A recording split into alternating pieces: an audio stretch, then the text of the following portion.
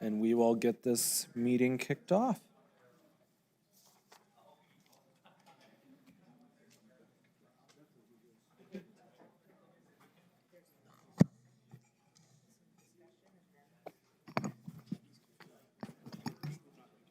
You're good? Okay. Okay.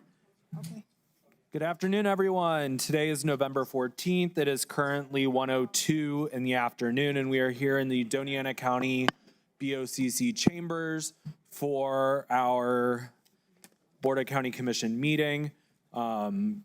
First up is going to be our moment of silence. If you will please take a few moments for yourselves.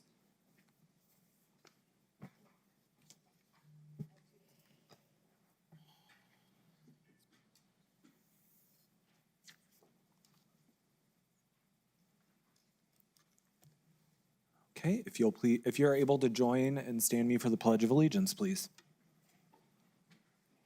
I pledge allegiance to the flag of the United States of America and to the republic for which it stands, one nation, under God, indivisible, with liberty and justice for all. Brandy, if you will please roll call the commission for a determination of quorum.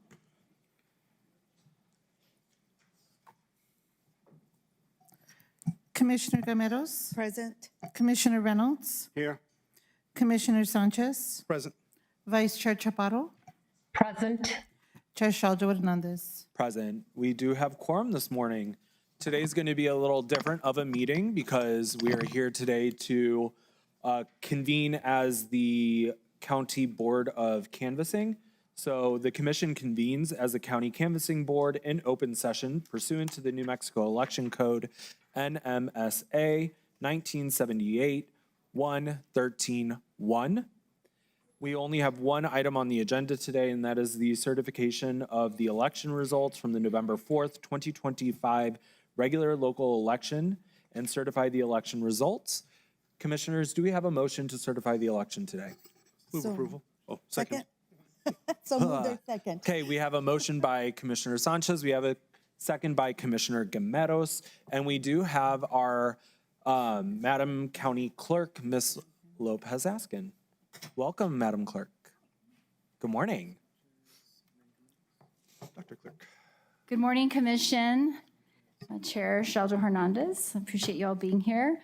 This is the 12th election that I have administered as county clerk since 2018, and am very proud to continue to serve as your county clerk. So we're gonna have some videos because, we have an amazing comms team. So now the goal is to highlight what we do, the outreach we do, how we like to connect with our community. And so I'm here to ask for the certification in your role as the canvassing board for this regular local election. We often use acronyms in elections, and so we call this the RLE for short, but I try to be very cautious and aware when people don't know because we don't want to acronym them to death.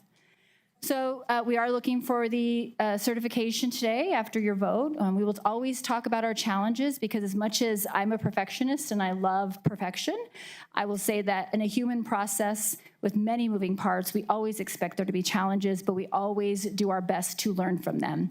And we will talk about the many successes, including how our community continues to run elections and support democracy in Doña County. So the regular local election, I always give this history lesson. You all are tired of me probably telling you this, but for those who are just tuned in, historically in Doña County, for those old school Las Crucians like me, or old school Doñaneros, we have had, prior to 2019, random elections where you would, drive by a school in February and see vote here. And I remember being a student saying to myself, should I vote there? Like, I should be voting today? No, surely I would know. Well, sure enough, often I should have been voting. I just didn't know that because different entities have their elections at different times. So we modernized our election code, our basically election law, and we folded or consolidated in all of the school board, the GO bonds, the water boards, as well as any municipal races in 2019. And so there's a few reasons. we're hoping that that will institutionalize elections in November. So every November, like clockwork, if you are New Mexican, you know that there is a ballot waiting for you, regardless of whether you live outside of city or municipal limits, you have a ballot waiting for you. And I think that hopeful trend is what has overtook us this election, because our turnout was exceptional compared to others. So basically I'm not gonna PowerPoint y'all to death, but I wanted to give you the lay of the land. You're nodding, Manny, like you, Commissioner Sanchez, like you appreciate that. So just to give you some numbers, absentee was almost 4,000, 98 shy. Early voting numbers, well over 8,200, and election day is 14,400 and change. What I will say is, I do not think when we collectively as a state changed state law last year to allow for a permanent absentee voting list, that we looked at some of the ripple effects of that, which is, look at absentee. That is unheard of in a local election. So what that means to me is that people who historically would not have voted had signed up for that ballot, to get a ballot like clockwork every election. And it was sitting on their kitchen table. They got it in the mail. It alerted them, that there was an election. And they thought, well, might as well vote. I have the ballot, right? And so we think that's great. I will say there is a process to get on that permanent absentee list. You can go through it. Know that if you get on that permanent absentee list and you choose after that point to vote in person, you are off the list and you have to reapply. And so we look at 2023 numbers, a little over 18%. And you heard me say exceptional. And the reason I say that is, although it's not a huge bump in percentage, local elections, especially running it for the large municipality of Las Cruces, we know that the mayoral race often is the race that will get people on the in the door, at the table. And so the fact that there was not a mayoral race for the city of Las Cruces, which is our most populous municipality, I think that is a great effort and can only continue to go up, increase in Doña County. So one of the things that I always say about Doña County is we always get the things that have never happened before, and this was no exception. We were the 13th entity in 2019 to have a ranked choice voting election. That was my second election. I believe, and I've looked through this, and I haven't seen every single election that's been done in ranked choice voting nationally, but my understanding, based on the data that I've reviewed, is that we are also the first that have had a write-in candidate, which is a longer process and just has to be painstakingly done. And so that was some of the, and I wouldn't even call it an issue, it's one of the things of note. And so we did have and prepared always to have a backup plan, which in this case was a great idea. And so thank you to my team for always being prepared for all the having all the contingencies in mind. And so our absentee sorting machine is automated and usually would take things that would last, that would take us about a day or two or three to complete. It should have done it in half an hour. And so with that not working to the extent that we wanted it to, we went to a manual process, which I know a lot of people can appreciate. And in fact, there has been pushes for manual and, basically that hands-on, but that means that we had to stop at 11. So the new election code requires that the absentee board, when convened, must stop working at 11 p.m. Now, that doesn't mean that the results don't continue to trickle in and we continue to add those, but it means that the individuals, the community members that are working on your behalf and are running our elections must stop and return the next day at 9:30. We did have a bomb threat during early voting. We handled it exceptionally, so kudos to my team for those contingency plans. We'll always prioritize protecting voters in our community, and secondly, protecting our ballots and our equipment. And we did all of those things and appreciate the support of law enforcement as well as county administration. So what I will say is we always want to talk about our wins, and this is where I'm really proud of our team. That I definitely want to highlight is we couldn't communicate anymore. My goal in 2018 when I got here, when I had the 2018 election that was very challenging, my biggest mistake, and you have to sit in front of those, and sometimes they're painful, but my biggest mistake was that I did not communicate with the public as much as I should have, what results were in and what were not. And so it led to quite a bit of chatter that was unfortunate and continues to this day. So in having our communications coordinator and having the resources to over-communicate on all of our socials, press releases, that is a win-win for us, and it is a win-win for voters. If you want to tune into any of our socials, you'll see our tiny ballot bash where we highlighted young people who had the opportunity to vote on little things and had their own little ballot box and got stickers and prizes and a coloring book where I think you all were featured. We had 64 of them cast, and what we know is those 64 little ones are hopefully going to be lifetime voters and know that you just come, you vote, that's what you do. It's a responsibility, it's an honor, it's all of those things rolled into one. And all of those things really led to a lot of high community engagement. On election day, my morning was spent all around Doña County talking to all of the sites, thanking the election officials, encouraging people if they were waiting to kind of hang out in line and maybe talk to each other instead of getting on our phones, right? And so that's always part of my fun. And I actually voted election day, and I picked what site. Last year, I think I voted in Mesilla. This year, I voted at Town Hall, and they did a great job. So highlighting our communication, and hopefully we can have another time to do this. If you'll just look at basically our socials, what we do compared to even the powerhouse of Bernalillo County in terms of numbers and budget, we do an exceptional job. And so if you haven't subscribed to our Spotify or our YouTube page or on our socials, please do so. And I believe this is a video. Okay. This isn't just, can we turn it down a hair? It's my voice and I like it, but it's a little much. So, are we ready? All right. It's their future, shaped by the choices we make today. Thank you. Tomorrow, early voting begins at the Doña County Government Center. When it's your turn to vote, both you and your child get a sticker. You're not just voting, you're showing them what it means to lead and be counted. Learn more about the upcoming election at dacelections.com. So we like to put those things out that I think I sound very soothing, and that I'm very impressed with how soothing I sound, generally a little different than now, but we appreciate the work that went into that, and definitely thank those 64 participants and their parents who allowed us to use their photos and highlight them.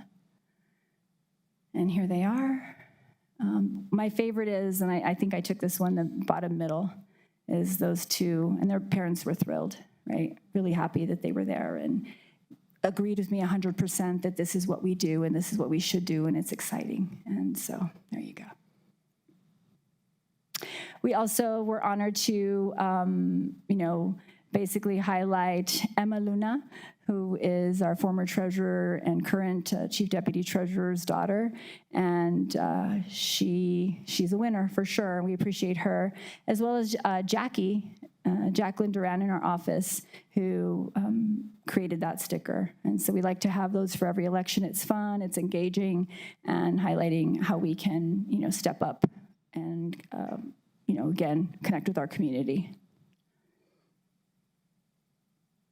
So again, as we continue to give turnout reports and what's going on, we do issue those in press releases continually throughout the night.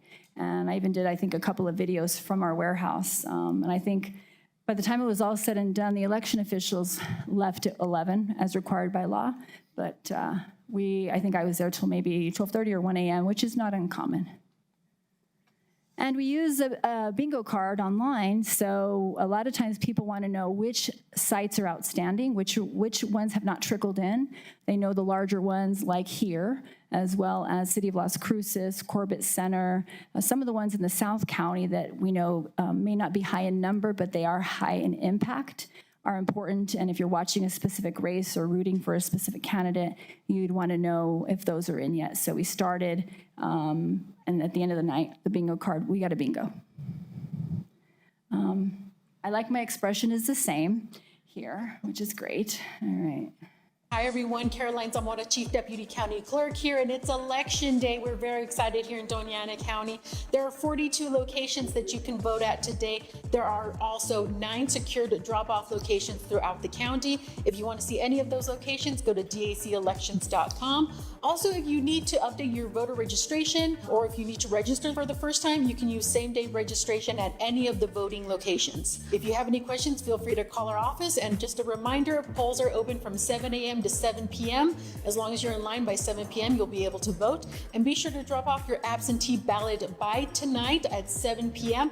Do not put it in the mail. It's too late for that, but you can go ahead and drop it off at any of the locations or any of the 9 secure drop-off locations by 7 p.m. tonight. If you have any questions, go to dacelections.com or go to nmvote.org. All right, I think. We try to make these videos painless and short. Hi, Doña County. It is election night, November 4th, and we know you were waiting. And guess what? We're waiting too. So I wanted to point out kind of like some of the things we have going on here, and specifically, and I like we this love because it shows technology. the process. We love updated software. We love all of evening. those things. But one thing that we cannot actually replace is just our eyes. So if you look behind me here, Jacob, you pull in here.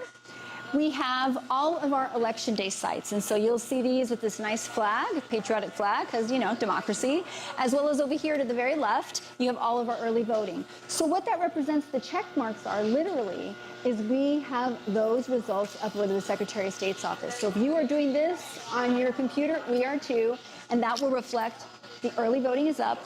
Now these over here, if you'll see this, Jacob, come on with me. We have, for example, La Mesa Fire Station. We know that those are up and loaded. That's awesome. We know that because of that green check mark. If you look over here at Sunland Park, we have the results, and they are currently being transmitted to the Secretary of State's office. So we're working feverishly, and I'm going to ask Jacob to kind of turn around and show you how we're doing that. We have our staff checking in our election officials. We have folks working on absentee. So know that we are busy, busy, busy, and please stay updated on our socials. We have a bingo card there that actually reflects what's going on here. Good morning, so Doña County. Amanda Lopez-Askin. Hi, Doña County. It is updates about the day after election. So what we're doing right now is the election officials, and that's your community members, are processing the absentee ballots. It is a process. We have to confirm the accuracy, the exterior envelope. We have to open them, and we do that painstakingly and carefully because we always will value accuracy over expediency, although frankly, we do love both.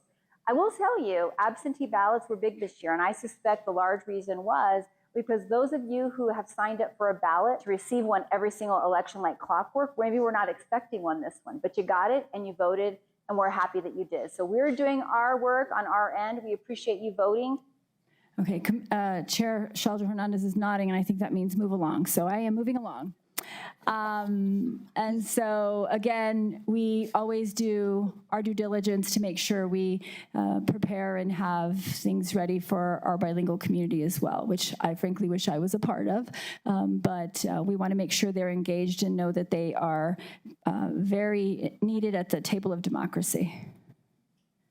All right, so after you review the results and I answer any questions, my hope is that you will vote to certify the election.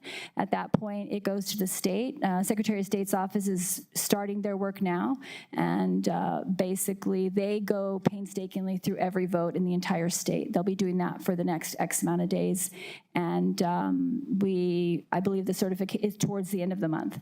Then we go through a post-system check audit. So we have 190 precincts in Doña County. So let's say you're precinct 1 and you're precinct 25. There is a outside firm that will pick precincts, and know that in precinct 25 there should be 7 votes for the go bond, or in yours there would be 7 votes against, which 190 of them are picked randomly, generally have about 7 to 10, And we make sure that the votes that are reflected in paper are also, or reflected electronically, are reflected in paper. And that's another audit trail that we have. We do not expect any recounts. There was no races or questions that came in within the margin.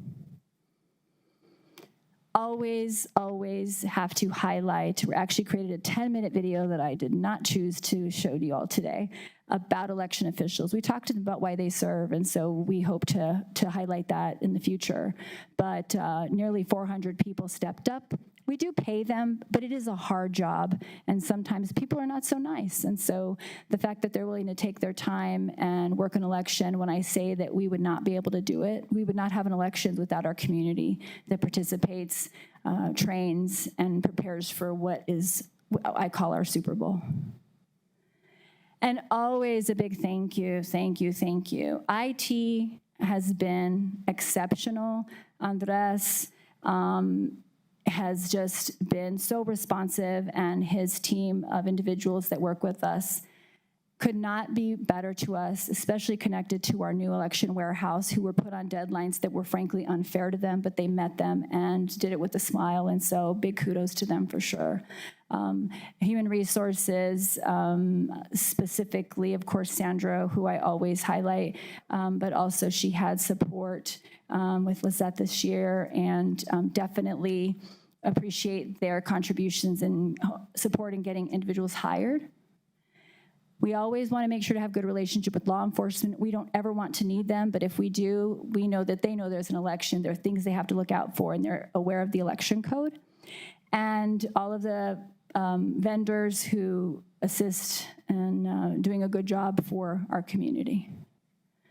And we want to give a big special thank you to Lisa Collins, Rita Chang, Elizabeth Warpula, Michael Bettis, and Sandra Bali, who worked to get the payments out quickly for election workers.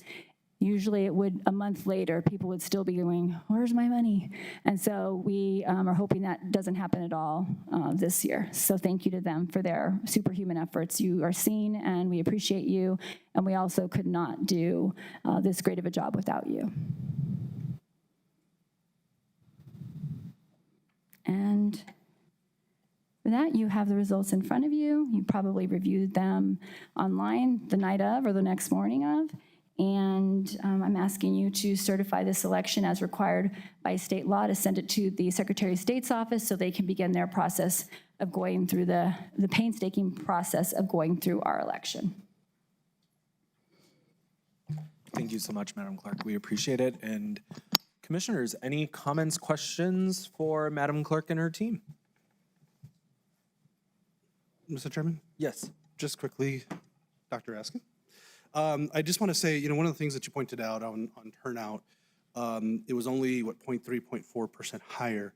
But if you actually look at the numbers, because of the increase in voters, you actually had, that it was a pretty significant increase. In raw numbers, yes. In raw numbers, from 22,000 to 26,000. So I think that says a lot with people participating, with how accessible you all make it.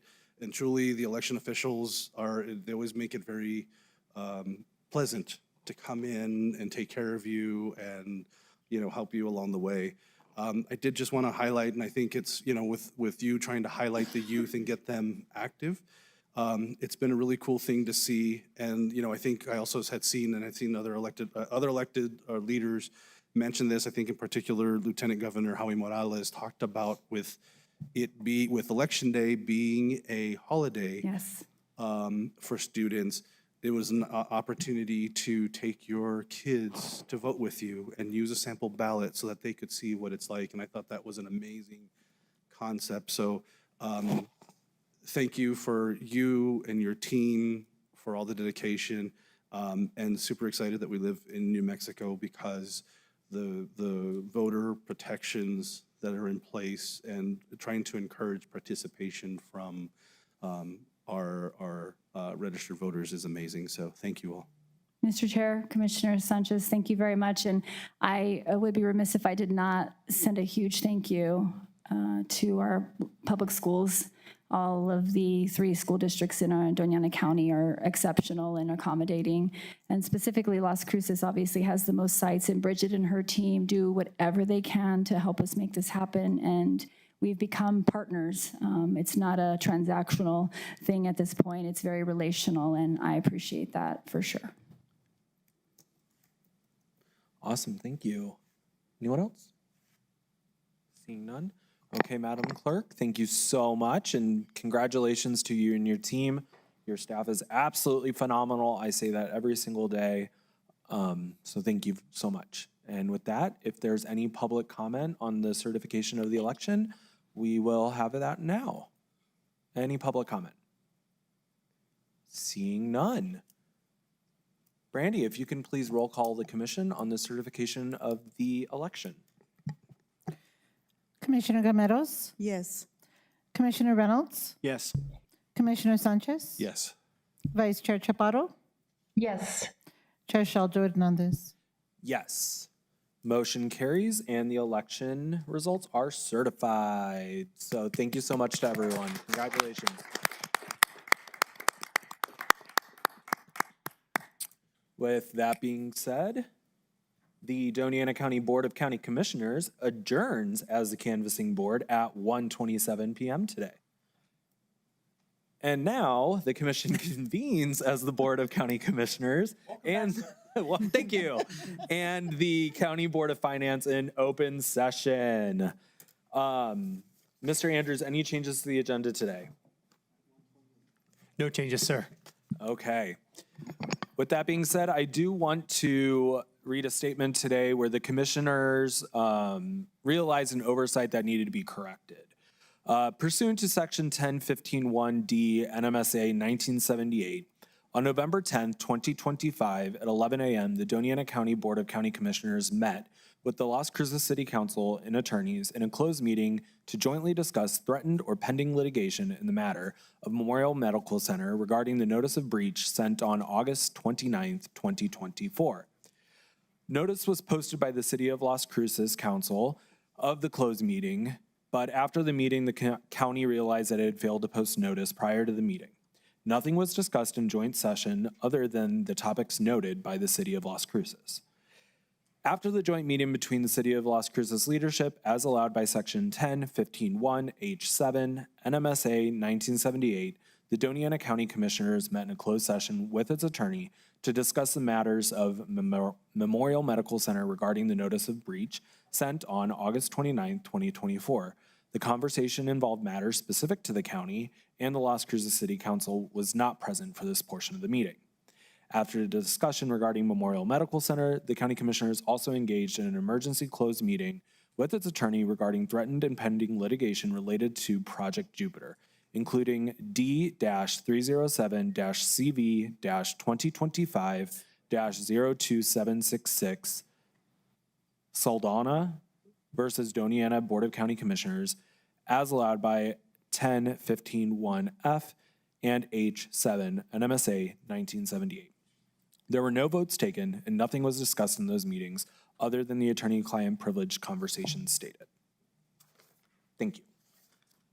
With that, we will move on to the consent agenda, commissioners, where the board will be asked to approve by one motion the following items of reoccurring or routine business. And we do have items number 2 through 9 today. Commissioners, do we have a motion to approve the consent agenda today? So moved. Second.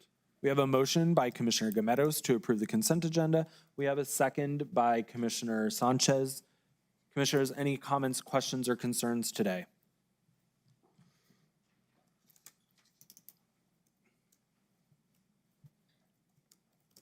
Okay, seeing none, I do know that we have our representatives from Film Las Cruces here. I know that they are on the consent agenda today. Is that right? Number 8. Number 8. Number 8. I know that you all wanted to take a moment if you wanted to join us up here.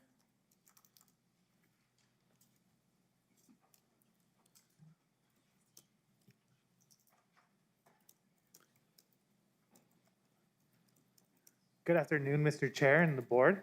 I'm Andrew Hara. I'm the film liaison here at Film Las Cruces. I'm here with Erica Lozier. She's our operations manager here at Film Las Cruces. So as you know, we're the film office here. We work with the city and the county to help permits, bring productions, and this year marked 10 years with Film Las Cruces. And so we had a big celebration on October 30th. That was our official day of 10 years. And so we also had made some little souvenirs for a lot of the people. And since we know that during that time, there was elections, there was a holiday with Halloween. So we wanted to bring you guys some of the little statues we made as a thank you for all of your help. This year has been one of the most successful years. There hasn't been a month this year where we haven't had some kind of production. I think you guys even know because we were in this very building not too long ago. So as a thank you, we did want to give you guys these souvenirs that we had from the 10-year anniversary. So thank you guys. Awesome, thank you.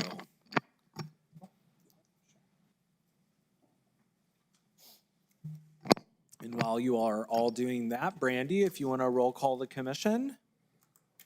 Thank you. Commissioner Gameros, Yes. Commissioner Reynolds, Yes.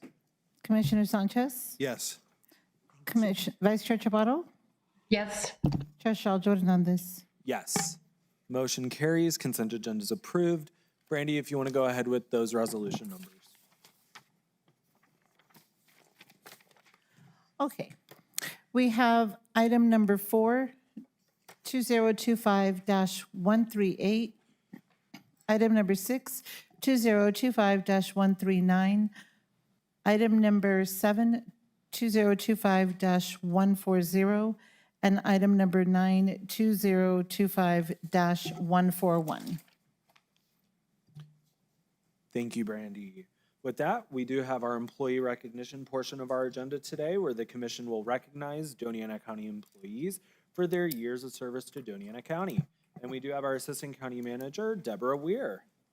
Good morning, Mr. Chair, Commissioners. Today we have 5 employee recognitions, starting with Mr. Adrian Marquez, who is a detention officer with the detention center. He has 10 years of service with Doña County. Mr. Robert Guillen is an appraiser assistant from the assessor's office, also with 10 years of service. Mike Rodriguez is the lead technician at the roads department with 10 years of service. And Mr. John Andrews is a computer technician with our information technology department, also with 10 years of service.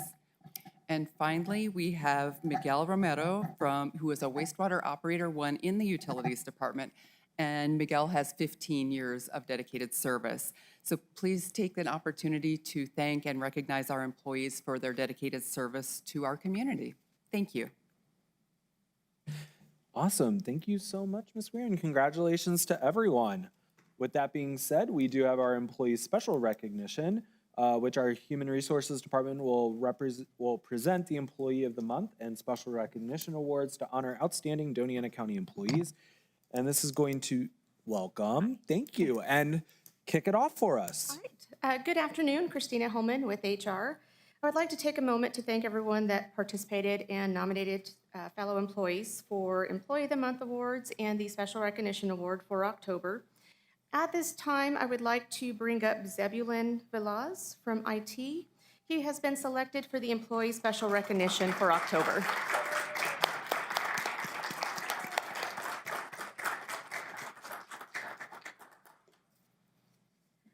So among some of the comments that led Zebulon to be selected for Employee Special Recognition, he has extraordinary determination to complete his assignments. He always greets everyone with a smile, and he goes above and beyond to support his department with providing helpful input on everyday to-day tasks that come up. So thank you, Zebulon, for all of your contributions to the county and to your department.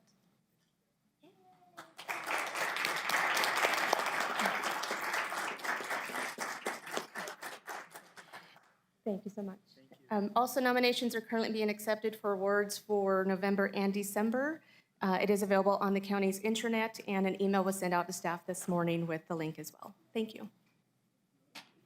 Thank you and congratulations again. Okay, next we do have one proclamation, which is to proclaim November as Diabetes Awareness Month in Doña County. Commissioner Sanchez. Thank you. And I'd like to invite Selena Gomez and Kevin Cobb from Southern New Mexico Diabetes Outreach to come on up while I do this introduction. but Diabetes Awareness Month happens every November. It's a serious condition that affects over 38 million Americans and about 13% of Doña County residents.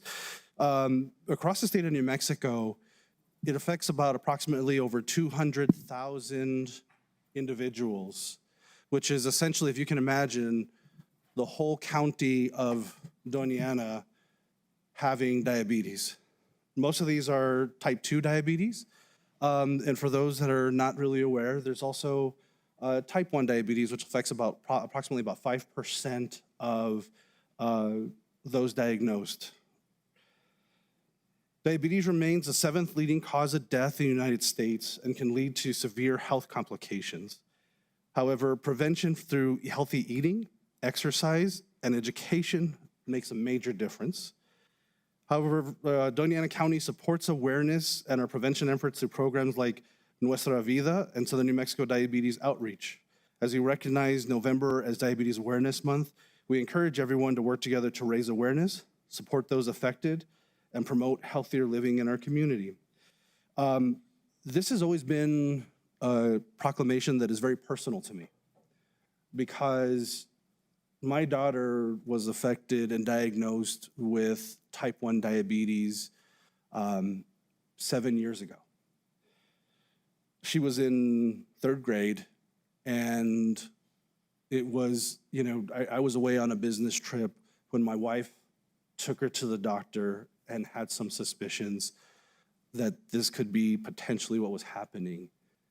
And when my wife took her and they figured out what had happened, she had to rush her over to the emergency room at Memorial Medical Center, where she ended up being put into the pediatric ICU.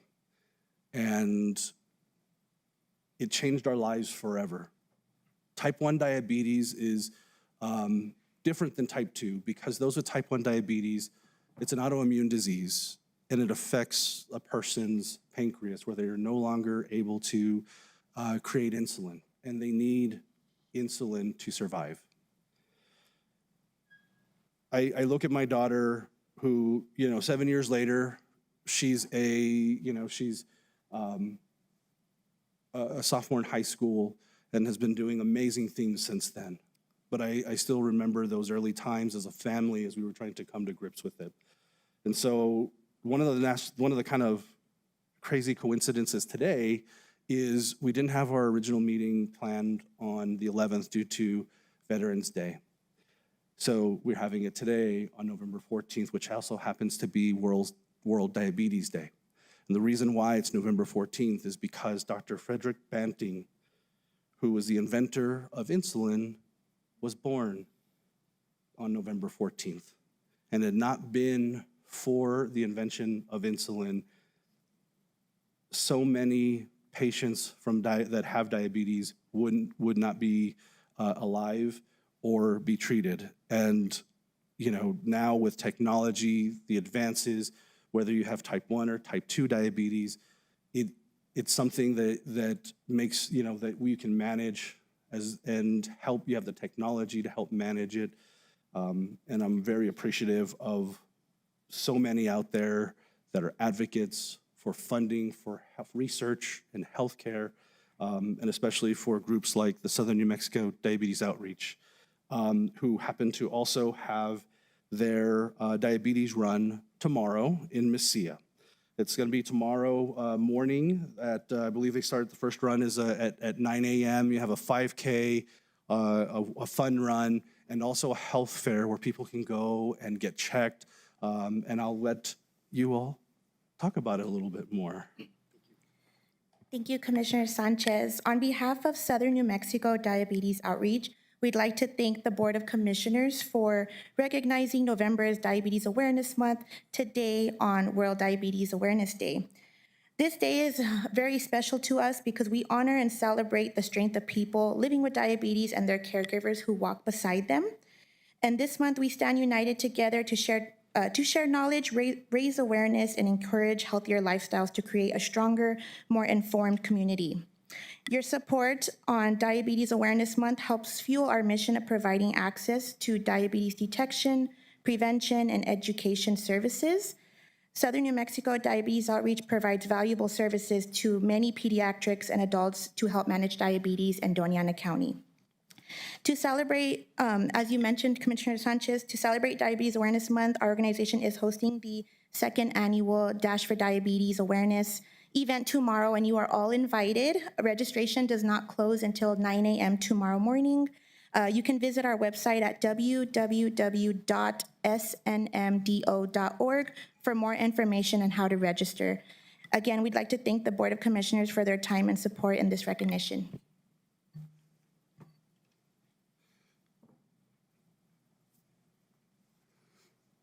So, yeah, go ahead, Chair. Thank you all very much. You know how much I appreciate and support you guys. I was just thinking about something that maybe next year, when we have this proclamation, maybe you guys could sit up outside and do some diabetes tests, some A1C tests. Yes, absolutely. Just let us know at least 2 weeks in advance so we get that on our calendar. Yeah, But we'd love to set up here and provide free wellness screenings. Yeah, and I'll support that any way I can. I have a story, it's not like Commissioner Sanchez, his story is very touching. But 2 years ago, I lost 5 cousins and a sister to diabetes. And what Commissioner Sanchez has said, and what I think many people know, is it's preventable. You can prevent getting diabetes if you get early testing and you understand, you change your diet, you change your lifestyle, and you can avoid diabetes. But even with diabetes and insulin, people can still live healthy lives if they actually maintain it correctly. I know my mother had diabetes, was diagnosed at like 47, and she lived to be 84 with diabetes. But she managed it well. But there's another thing happens with diabetes, which they think is attributed to diabetes, and is Alzheimer's. And a majority of people who have diabetes also have Alzheimer's. And so they believe that might be the 3rd stage of diabetes. And based on my understanding and my experience in seeing my family with diabetes, I believe that's probably fairly accurate. So the message I think we'd like to get to everyone is just get tested early, tested, and if you have potentially have diabetes or pre-diabetic, like I used to be, change your lifestyle. And that way you can manage without ever having to take insulin or metformin or anything. And I was diagnosed as pre-diabetic in my early 40s. And I asked my doctor, I said, is there any way I can stay off this medicine? And he said, yes. He said, lose 30 pounds. So I lost 35 pounds within 6 months. And then I carried on for another 20 years at that weight until my A1C jumped again. And then I lost another 25 pounds. And so I have not had to go on metformin or insulin because of that. At least I believe that. And so I encourage all of you all to pay attention to what you do, have the doctors test you, have Southern Southern New Mexico Diabetes Organization test you for free with your A1C, which is the only way to really know.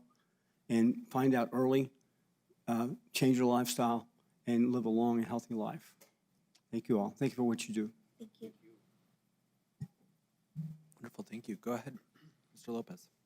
The proclamation reads, whereas according to the Center for Disease Control, diabetes is a serious and chronic condition that affects more than 38.4 million Americans, including an estimated 13% of Doña County residents, and significantly impacts public health and well-being.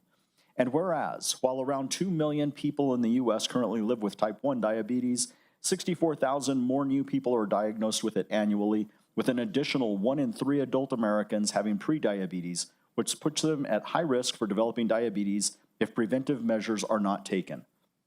And whereas diabetes is the 7th leading cause of death in the United States, contributing to life-threatening complications, including heart disease, kidney failure, blindness, nerve damage, and amputations, which require ongoing medical care and place a tremendous financial burden on individuals, families, and the healthcare systems. And whereas preventive measures such as healthy eating, regular physical activity, and weight management can significantly reduce the risk of type 2 diabetes, while continued research into type 1 diabetes offers hope for new treatments and potential cures. And whereas Doña County addresses specific diabetes awareness through initiatives like the Nuestra Vida Diabetes Prevention Program, which offers lifestyle change courses to residents, and by supporting organizations like Southern New Mexico Diabetes Outreach. The county's efforts are important in providing awareness and education to all residents. And whereas the Doña County Board of Commissioners does hereby recognize November as Diabetes Awareness Month and encourages all residents, healthcare providers, and organizations to unite in the fight against diabetes by increasing awareness, supporting those affected, and fostering a healthier living in our community. Now, therefore, the Doña County Board of Commissioners does hereby proclaim the month of November as Diabetes Awareness Month, proudly proclaimed this 14th day of November, 2025. Awesome. Congrats.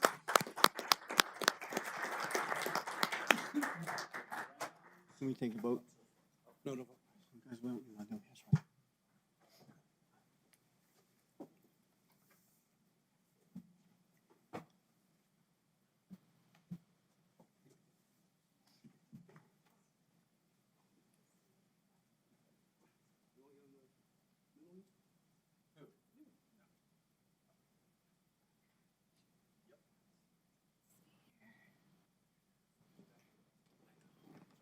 Commissioner Sheldrill, could I have you?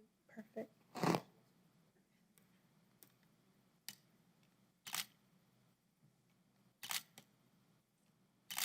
Got it. Thank you.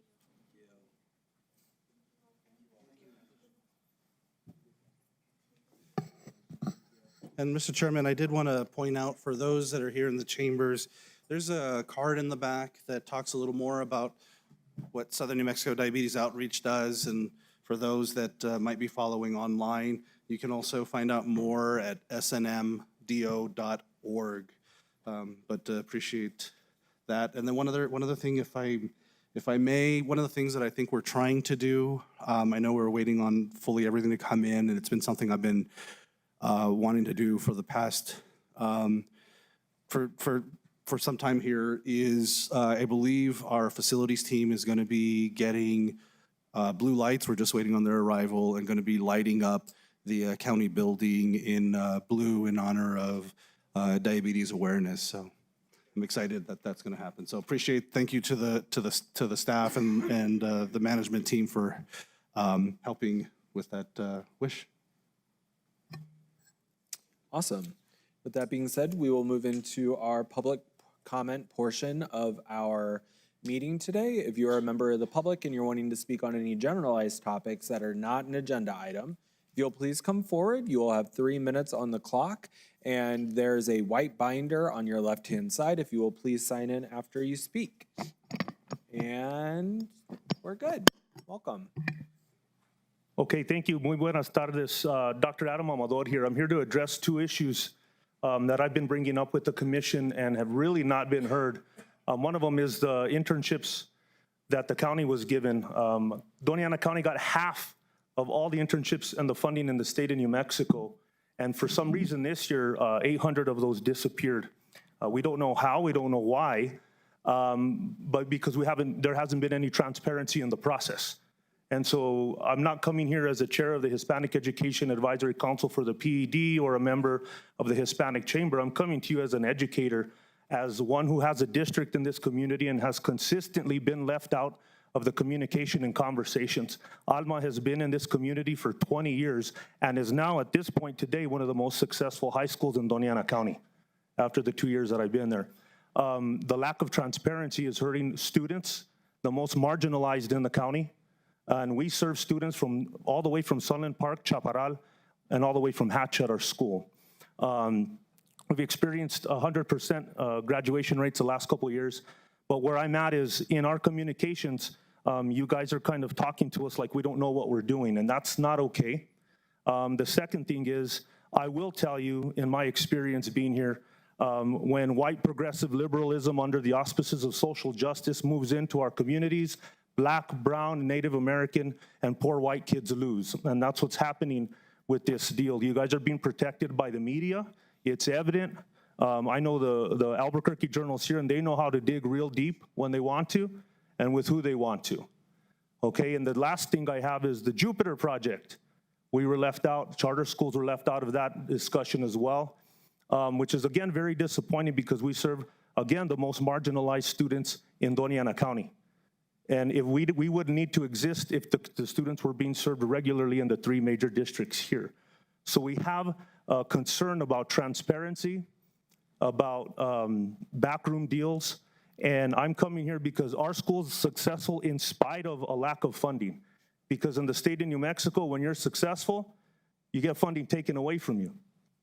And we have to rely on outside sources. So when we have leaders who were actually a part of setting these internships up left out of those communications, that's a problem. And it appears, just like in the city, there's a social justice group, and if you're not in it, you get left out. And the last 30 seconds I'm gonna use to address Mr. Commissioner Sanchez conversations with my staff at Alma, inappropriate and uncalled for. And Ms. Romero walked out. I don't think she could handle the fact of how you talked to her yesterday. Not acceptable. We will be filing a complaint. You are our commissioners, and you do respond to us. We do not work for you guys. Thank you.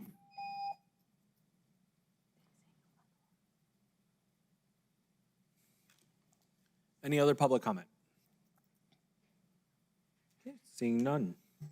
We will move on to commission input. Commissioners. Mr. Chairman. Go ahead, Commissioner Sanchez. I'd like to discuss, as Mr. Amador is walking out at the moment, what he's referring to, if I may. And he sent a email to the commission, as well as county staff, alleging discrimination against charter schools. He claimed misfeasance and malfeasance by the staff regarding the management of the student internship program.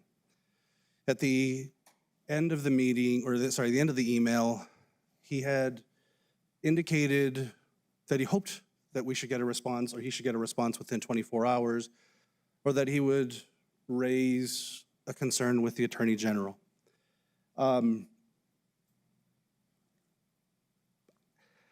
I reached out a couple of times to try to reach him and have a discussion about this. And should his staff member have been taking issue with my tone, I apologize to Ms. Romero. I understandably, given the accusations, really wanted to respond to them. He was not available and had just expressed the urgency to try to reach out and to have a discussion with him. My hope is, and I'd like to ask Dr. Andrews and the staff, if we might be able to have a discussion with the 3 charter schools, the three charter high schools here in the area, and also include the PEC commissioner, which is Ms. Patricia Gibson. And that way we can address the concerns that were raised by Dr. Amador. Just to be completely clear and open with anybody, there was never anything unjust or illegal done. I think if Dr. Amador had simply reached out and had asked for a,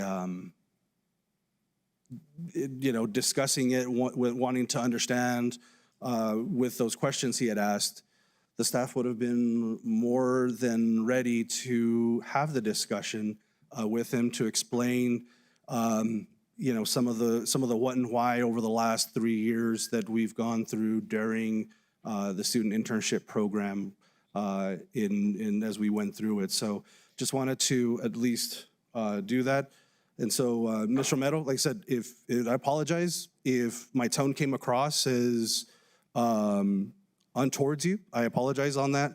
And so, but just wanted to at least explain at least what Dr. Amador was referring to. So like I said, if we might from the staff be able to reach out to the schools and have that discussion, we can make sure that everybody's on the same page, especially as we move forward to 2026. Yes, sir. Thank you, Mr. Chairman. Thank you. Commissioners, anything else? Mr. Chair, yes. Commissioner Gameros. I would also like to respond to Mr. Amador's public speaking here.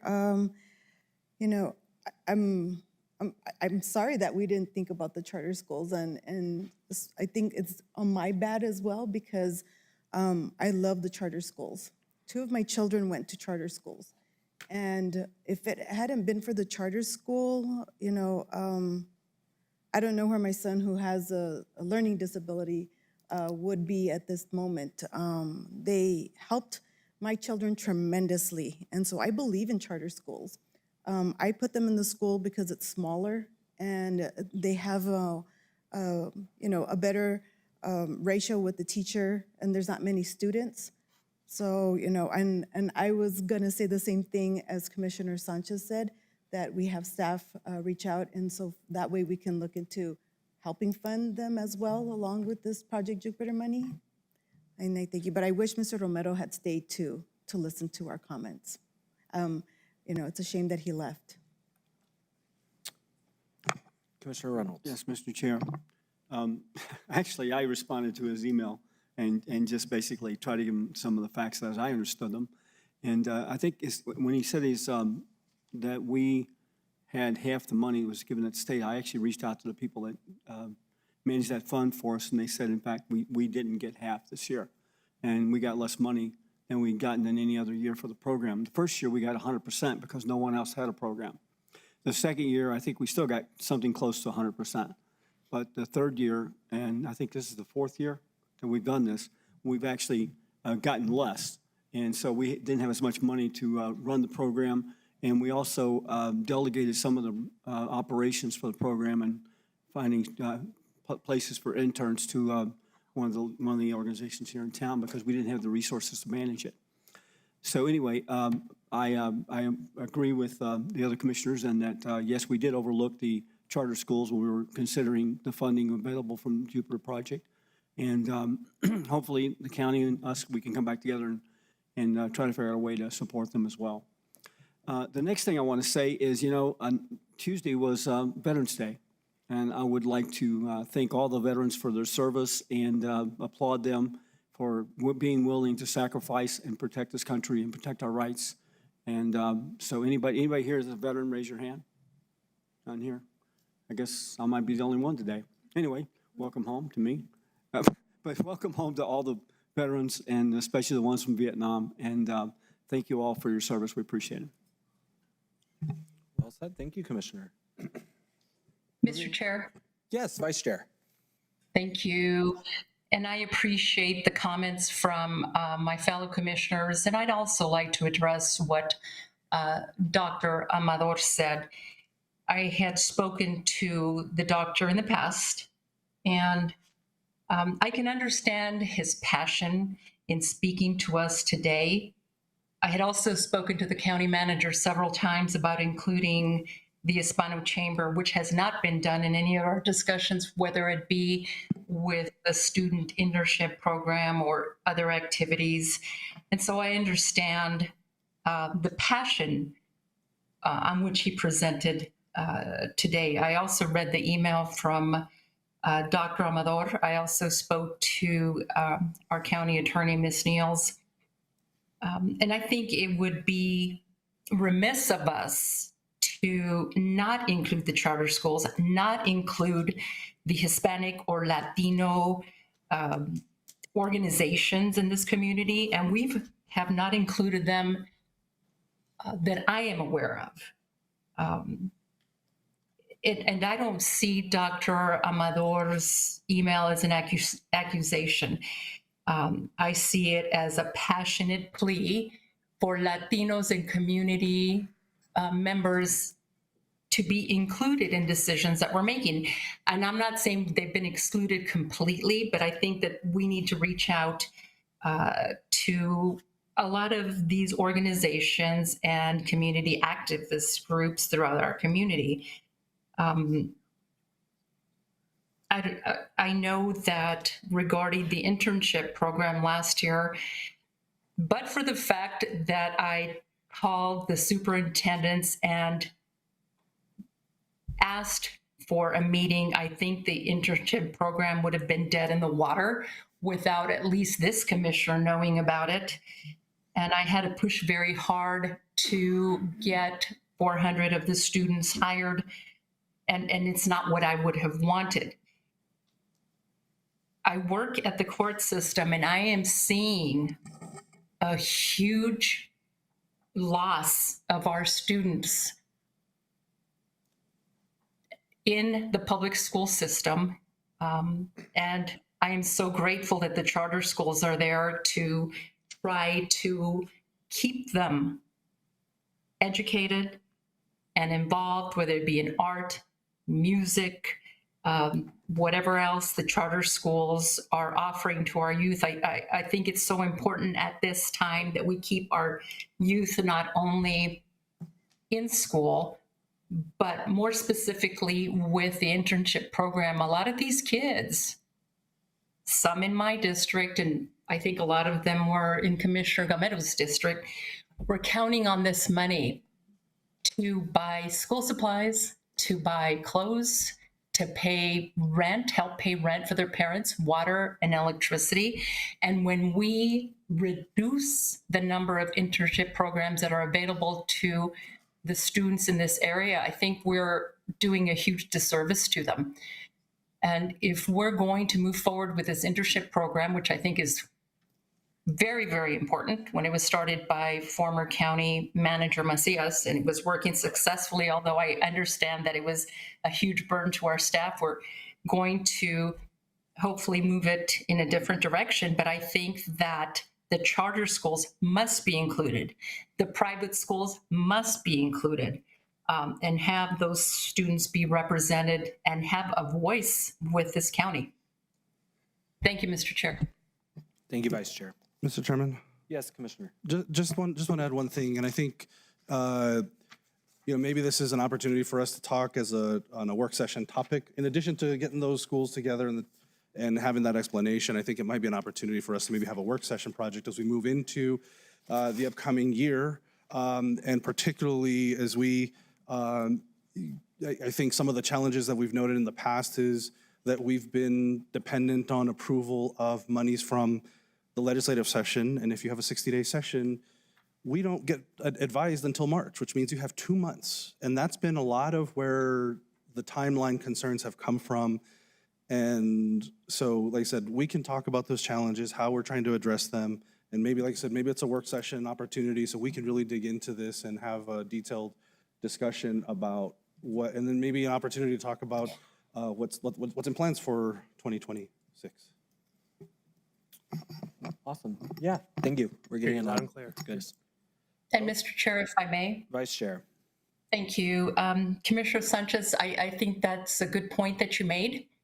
And I applaud you saying that, because I think if we start planning now instead of waiting until March, as you mentioned, it's not only going to be beneficial to our students, but it's going to be beneficial to our community to make sure that these students are involved and that they're hired. And so the community understands very clearly where the money that the county is receiving is spent.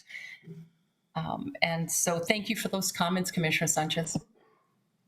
Okay, moving on to county elected official input. Any elected official? Hello, hello.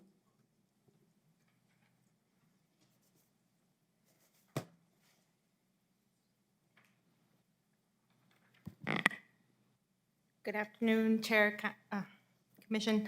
Marisol Richardson, County Treasurer. As you all know, we're full swing into tax period. We sent out our notifications a little bit late. We're working with a new vendor. So our office is pretty busy between funding calls, payments.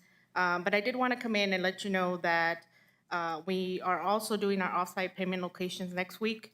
We did send out notifications to people with their tax bills, and we went out on sites to post notifications. So on Monday, we'll be in Chaparral from 9 to 3 at Lake Section Water. On Tuesday, we'll be at Anthony City Hall from 9 to 3.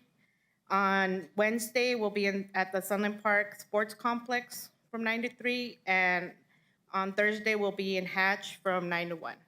So if there's any questions regarding bills, property taxes, valuation, if you just send them our way. We do ask for patience. There's a lot of calls coming in, but we are getting back to every one of them, and we are all in the office actively working. Thank you. Awesome, thank you. Yes. Excuse me, Madam Treasurer. Yes, sir. Is there a place on our website that people can see these locations you're going to be? Is if they go to our page on the website, can they see when and where you're going to be? So we've changed the process. The one that worked the best, we did that last year. We didn't send it within the tax bill. The first year we sent it within the tax bill, and we had the best turnout. Last year, we did all online on the website, notifications, and we had very little turnout. People respond more getting it in their tax bill. So So you I can did- still put it on our website, and we went out and posted at actual locations. Okay, and you did put in the bills this year, or you did not? Yes, we did. Okay, we did. fantastic. Thank you very much. Yes. Awesome, thank you. Any other? See, you're good? All right, seeing none, we'll move on to staff input. Thank you, sir. Excuse me, do have a couple quick items here. Usually don't get in the habit of responding to things, but I did want to mention a few things. The Hispanic Chamber was mentioned, and I did want to clear the air. We've been a member now for 4 months. I'm personally a member. I believe they participated in our Startup Expo with Economic Development not too long ago. They've also been invited to our Economic Development Roundtable, so the dialogue and relationship is open and ongoing as usual. So in addition, we're working on our local government Hispanic chapter here, be first in the state. So I'm really excited about the endeavors and things kicking off. Do want to brag about the board and the team. We've been doing this thing the last 2 days, this 2-day board retreat, a lot of success. We had a lot of victories to celebrate here recently, whether people love or hate Jupiter. It's a big endeavor, so we have to make sure we're planning ahead and executing not just that, but both of the bond measures that successfully passed, because loud and clear, we heard our citizens, a 3,000 vote difference. Everyone voted yes. Super exciting, right? But now we have to deliver. So we met the last 2 days to make sure we have a roadmap, a plan, and strategies and priorities moving forward. So we're really excited. And board, thank you for all the time you put in with us. And team, we have our marching orders, so we know what we need to do. I'm going to turn over. I know Jamie has a quick item, and if anyone else has anything, come on up. But that's all I have, sir. Good afternoon, Jamie Michael, County's Health and Human Services Director. I'm here to speak about the Behavioral Health Reform and Investment Act. It was passed during this regular legislative session known as SB2.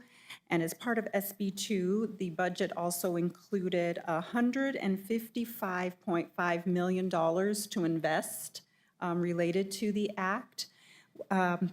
It directed the Administrative Office of the Court and the Healthcare Authority to convene an executive committee and for that group to identify different regions across the county to plan and apply for the $155 million or portions of that money. And Doña County is its own district. We are our own judicial district and now our own region under this act. County governments were looked at to be the partners. We are now the accountable entity for this region. We signed an agreement with the Administrative Office of the Court, which now means we're serving as the fiscal agent, and we're also responsible for convening the Planning Committee to help us gather public input.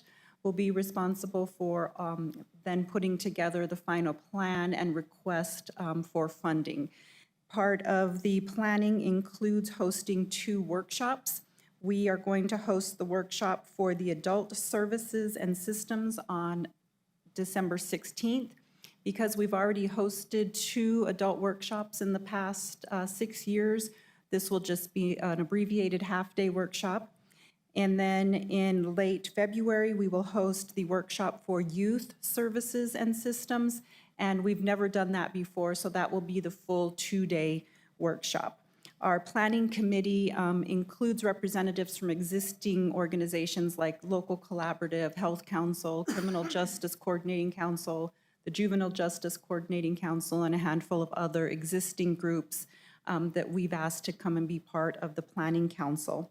In addition, $50 million has to be expended by the end of FY27, so the state released mini grants. They were released last week and they're due the middle of December, so it is not a lot of time. We are going to rely on our previous SIM workshop and the priorities identified there to help us create the application for these mini grants. And then after all of the several months of public input, workshops, listening sessions, then our regional plan will be produced probably in April.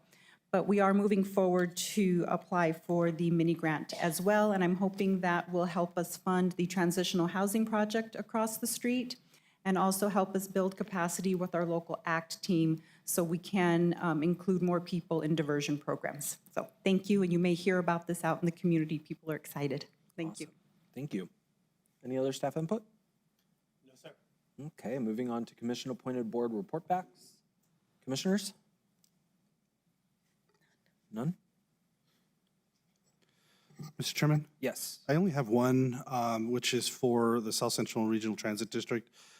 We had a meeting that was held this past Wednesday that was kind of off the normal time due to the upcoming Thanksgiving holiday. The board only had one item that they approved, which was to approve a vendor to move forward with their solar microgrid project that will provide electricity to their Sunland Park depot that includes the charging facilities for the electric buses. And so that was it, but it's exciting that they are moving in that direction to help offset some of the costs, and with the help of El Paso Electric as well as the state to move in that direction. So we had that, and then we also had the Mesilla Valley MPO meeting also on Wednesday, and it was a lot of approvals for the new federal fiscal year, since the MPO does get funding, works with funding from the federal government, specifically the Department of Transportation. There were a few new projects that look like they'll be added in the upcoming future. Two of them in particular look like they'd be in my district. One, it looks like they are looking to add funding for flashing lights for, I believe, a crosswalk on Thorpe in the village of Doña, which is exciting. The second is, it's still a couple of years away, but NMDOT is looking, I should say believe, they have it in the plans to begin the off-ramps on I-25 at Angler. And so they've put that into the projects list for the next 5 years, and they have it in for, I believe, fiscal year 28. So it's still a couple of years away, but definitely something that'll be exciting, just because we do get quite a bit of traffic either getting off on I-25 on Highway 70 or Exit 6, or in the Doña area to come to the neighborhoods within by Angler, and especially on the east side of I-25. So those are coming, they're in the plans, and so we did approve those additions to the list. So exciting to hear that. That's my updates. Awesome. I just want to throw out that we are having our public meeting for the Animal Services Center Executive Director Finalist Meeting, where you are able to go and meet and greet the finalist for the Executive Director position on November 19th.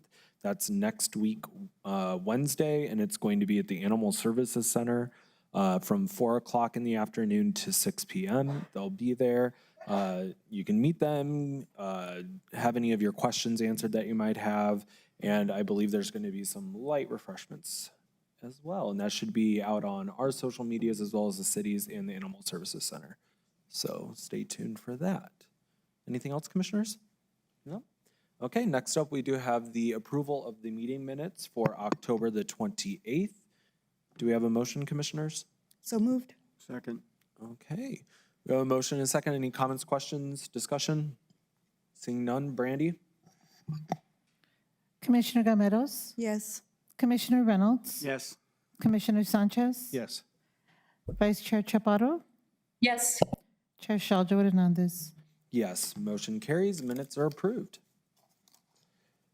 We're going to move on to approvals. We do have 5 approvals today. The first one up is a resolution relating to the proposed industrial revenue bond entitled Doña County, New Mexico Taxable Industrial Revenue Bonds Rio Grande Solar LLC Project.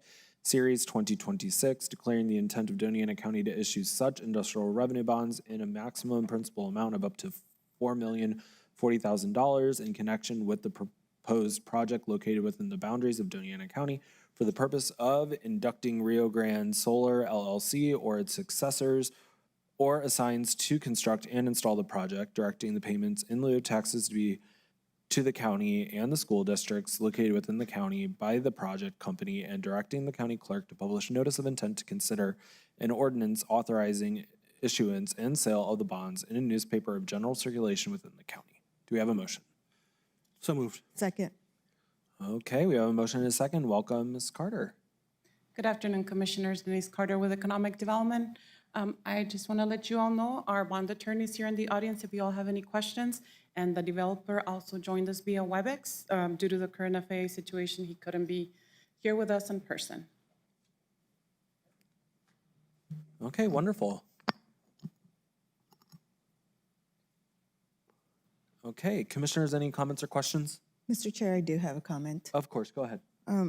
After you read that whole big paragraph, I got winded.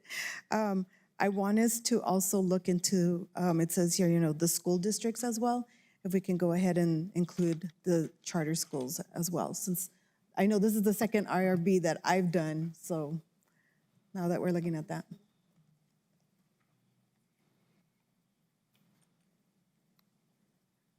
Thank you. Catherine McKinney with Module Sperling. We serve as your bond counsel. Chairman Shaldo Hernandez, Commissioner Gameros. The reason school districts are included is it's driven by statute. And so under the statute, the county and the school districts within the county share in the pilot. And the proportion is set by statute, as well as the distribution among the school districts is a statutory formula. So that's why it was included in this proposal, and that's for energy generation or storage projects. Thank you. Mr. Chair? Commissioner Reynolds. Yeah, correct me if I'm wrong. When we do the industrial revenue bonds, the taxes that we're actually collecting on are for the properties. Am I correct? For all the property in the county, and also for the school tax that the school tax gives up from the, I think it's the GRT tax. Is that correct? Chair Shaldo Hernandez, Commissioner Reynolds, the taxes that are abated are the entire property tax for imposed by the county, all the taxing jurisdictions within the county. So that is correct. There is. So now the charter schools are included in that they have property, yes or no? The charter schools do not have the ability to impose property taxes. Okay. So it's my understanding that the request, I guess, just I'm trying to understand this is, so the reason we don't include charter schools in the discussion for industrial revenue bonds is because they don't actually impose taxes for the schools, for their charter schools. Generally, yes, I think that's correct. I think that's the rationale behind the statutory provisions, is that it's driven by to compensate school districts for the foregone property taxes. Yeah, and the reason I've asked this is actually because of the previous comment. Because we consider the schools that are affected by the industrial revenue bond deferment of taxes. Yes. Okay.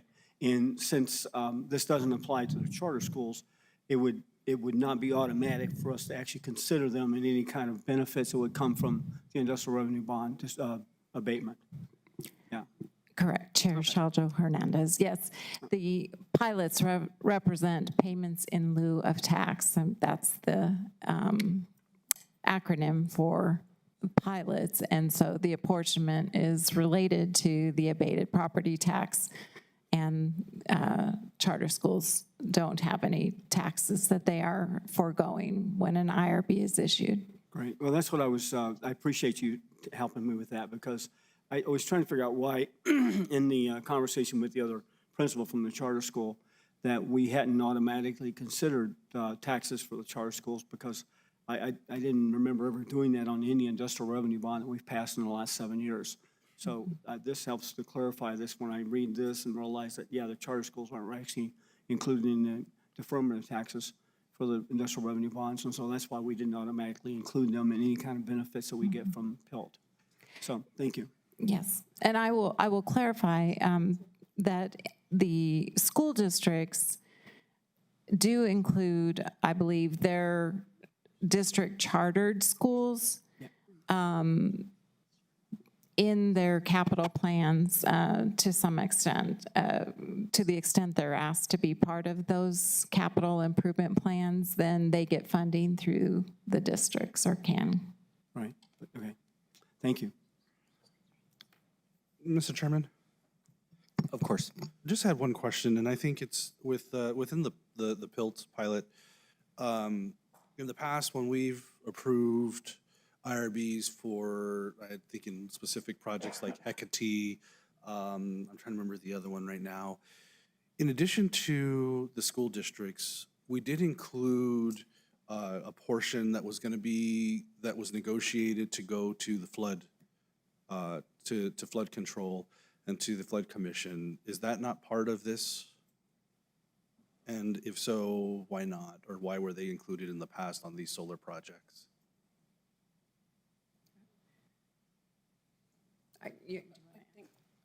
So from what I've seen, that is something that you all have to decide. So with the previous IRB that we approved, we did ask if you all wanted an allocation. So it's your decision whether you want to do that or not. It's not statutorily required. Okay, and I guess part of the concern and part of the issue has really been is how do we, as this quote unquote gets taken off of the ability to charge for property taxes, we lose the ability to raise funds for the flood commission. And so, like I said, I guess I'd be curious and I'd be open to trying to get funding for this for the flood commission. Is especially when we look at some of these areas, like I said, I'm open to. I don't know what the other commissioners are. I just think, like I said, if there's been a past precedence where we've done this, particularly on, and I don't know why. I don't know if it just happened that it was something new we did, but if we did that for some additional funding for the flood commission, I mean, I'd be for it. But I said I'll defer that to the commission, to the rest of the commission, and or even advice by county management. Mr. Chair and Commissioner Sanchez, I don't think we've considered that in the past, and but I do think it's worth having the management actually research this for us in the future to see where we should stand on that. Mr. Chair? Yes. With that said, I would also like for us to start allocating funding also for the charter schools. Just because they're not districts, they're still schools. They still serve students, and I feel like maybe, I don't know, I'm the new one, but I just kind of feel like if there's any way that we could help allocate money as well, because we, instead of getting the taxes, right, if we were to receive the taxes and we start to help support the charter schools, in this way, when we start doing these pilot programs with the IRBs, we wouldn't be able to be receiving all those taxes in order to be able to do that. So I don't know, I'm just putting it to the board. If there's any possible way that if we can look into allocating to flood, then we can look into allocating to the charter schools as well. But that's my thinking, and I leave it to the board. Mr. Chairman. Yes, Vice Chair. Thank you, Mr. Chairman. And this is such a fruitful conversation, and so I guess I need to thank Dr. Amador for even steering us in this direction. But as I'm listening to Commissioner Sanchez, who actually, I think, put it in an understandable way, to think outside the box for these IRBs, and Commissioner Gameros, thank you for including language on the charter schools. But if we start thinking outside the box and we start thinking about what our community truly needs, and if we are abating taxes, then we can start formulating and crafting where we'd like these IRBs to go. So, commissioners, thank you so much for those ideas, because it just started my brain thinking as to how this commission can move forward in adding things that that our community needs. Thank you, Mr. Chairman, and I'm open to adding other things to this IRB that obviously our community is requesting. Thank you. Awesome. I guess we will be asking you to join us for a work session to see what we are allowed to do, what we cannot do. What I would kind of think is we would take part of what we just did with the community benefits agreement and maybe somehow work that into kind of a standard template for the commission for future IRBs, because I know that it would be outside of like a taxing district when we start getting into kind of the bigger projects. So if maybe that's something that you can research a little bit for us, help us understand what we're able to do. If it's that community benefits agreement, then that would probably be the most beneficial thing, just to kind of start leveraging when we're doing this. So, awesome. Any other? Mr. Chair, if I could kind of glance this direction and see three heads nodding, we can add this to a December work session. Kind of got that feeling, but just wanted to. I'd give them a little more time than December, just so that they can get through. But I'd be good with that.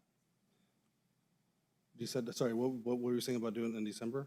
Oh, he said December, and I said they might need a little more time. Yeah, I don't mind it. It. Just like I said, I think the reason being was that as we were, I think in particular, we were looking at flood was because of the fact, they said when we're able to collect property taxes, there was a specific amount that would, or we could fund those flood projects with. And I think that was also part of a larger discussion, which did not pertain to the agenda item here. But, you know, I think if we continue, and we can discuss this more during an IR with a work session. I think there is some concern is I don't want to go, it's a slippery slope in what we want to do, because if we start going, I love the fact that we're trying to find other funding sources, but I think there's a reason of what and why and how the state statute is written on what specific schools we're targeting and so on. And I think that's part of the larger discussion that I think we should have. And I appreciate the conversation with the commissioner, but I think with the commission, but like I said, I mean, I could be, my memory could fail me, but I look back here, this happened to be in November, actually a year ago when we looked, or a year or 2 years ago when we did Hecate. I swear, like I said, there was a portion for flood control, but a lot of it was because of trying to maintain some funding for the Flood Commission for all of our projects. So, but I look forward to having that discussion. But I agree, I don't think we need to. I'm not looking to address this right now. Okay. We will definitely research and see what else we can do. Awesome. Thank you. Any other commission comment on this? None? Any public input? Seeing none. Brandy? Commissioner Gameros? Yes. Commissioner Reynolds? Absolutely. Commissioner Sanchez? Yes. Vice Chair Chaparro? Abstain. Chair Shaldo Hernandez? Yes. Motion carries. That does have a resolution number. Go ahead. That resolution number is 2025-142. Awesome. Thank you, Brandy.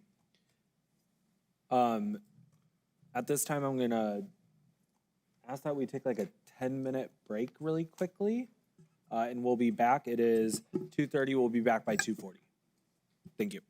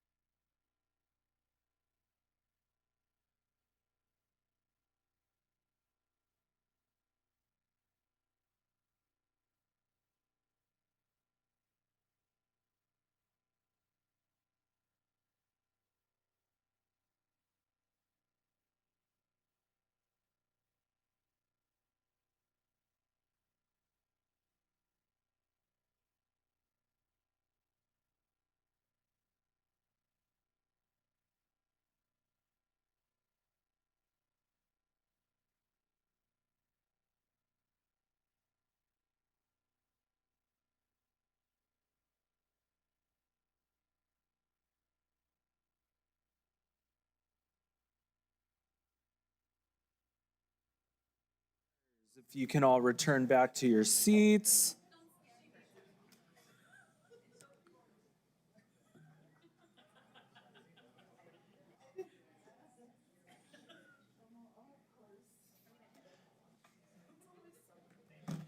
Okay, the next item we have on the agenda is item number 13, which is the annexation petition submitted by the City of Sunland Park for approximately 2,625.47 acres located along the west municipal boundary of the City of Sunland Park and Country Club Road.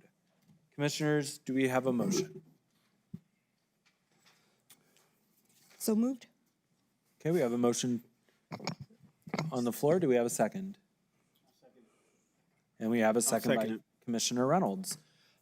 Welcome, sir. Thank you for joining us today. We're at your whim. Present away. Mr. Chair, Yes. before we enter into any other discussion, I'd like to make a motion that we move into closed session to discuss attorney-client privilege information pertaining to the threatened or pending litigation related to the current motion before the commission involving the annexation of property by Sunland Park, as authorized by the Open Meetings Act, Section 1015-1H7. Okay, commissioners, we do have a motion on the floor to go into closed session. Do we have a second? I'll second. We have a second by Commissioner Sanchez. Any comments, questions, concerns? Seeing none, Brandy, if you'll roll call the commission into closed session, please. Commissioner Gometos? Yes. Commissioner Reynolds? Yes. Commissioner Sanchez? Yes. Vice Chair Chaparro? No. Chair Shalja Hernandez? Yes. Motion carries. We're in closed session, Senor. We will be back shortly.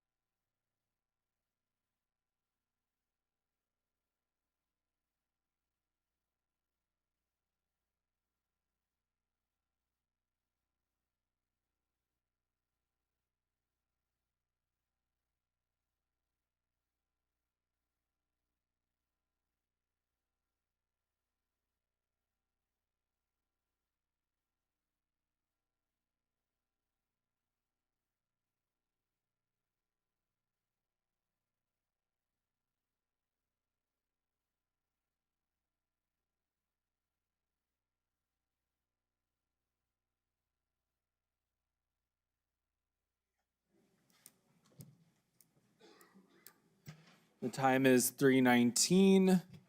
We are back from our closed session.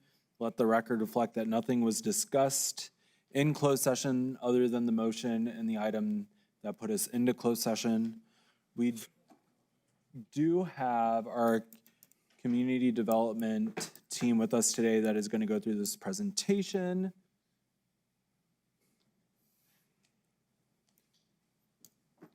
Welcome back, sir. Okay, take it away.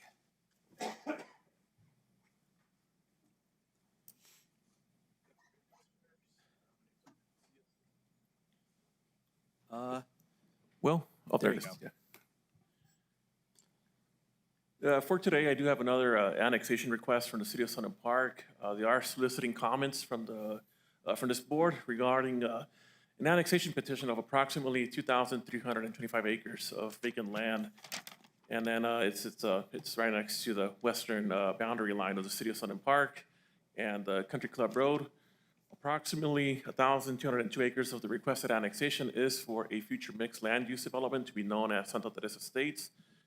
This case was submitted by petitioners CG7, Mesilla Bolson Properties, Yvonne Collins, Santa Teresa Country Club, and Wholesale Land Investments, who currently own the majority of those of the area in question. There are no county-owned properties or right-of-ways within the requested annexation area, and it is contiguous to the limits of the City of Sun Park. And so here we have a location map. This light gray right here, those are the current city boundaries for Sun Park. The area that's being requested, it's going to be everything here in the dark blue. And we do have Country Club Road coming in somewhere around here. This is a better view of what's being proposed for this annexation. So we have Country Club Road, and it kind of dead ends right about here. These areas are not part of the annexation. They are existing subdivisions. So we have 3 areas here, 3 existing neighborhoods that are not part of the annexation. And the state land down here, that's also not part of the annexation. So everything else here in the dark gray, that's what's included as part of the request. On the north, we have Airport Road. And then this is basically that railroad right-of-way that's along that West Mesa.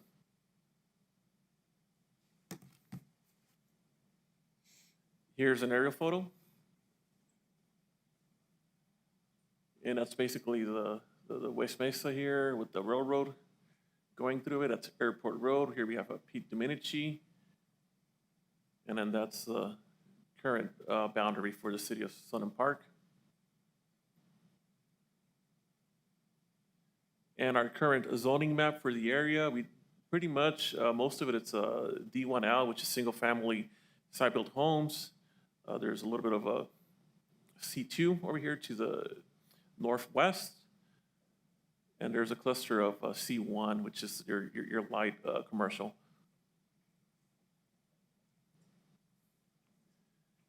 And then this is just what the Santa Teresa West development is going to look like. You know, it's going to be a mixed use. You're going to have single family, multifamily. There's going to be townhomes, commercial, recreation parks as part of that development. And it is going to be a master plan developed project.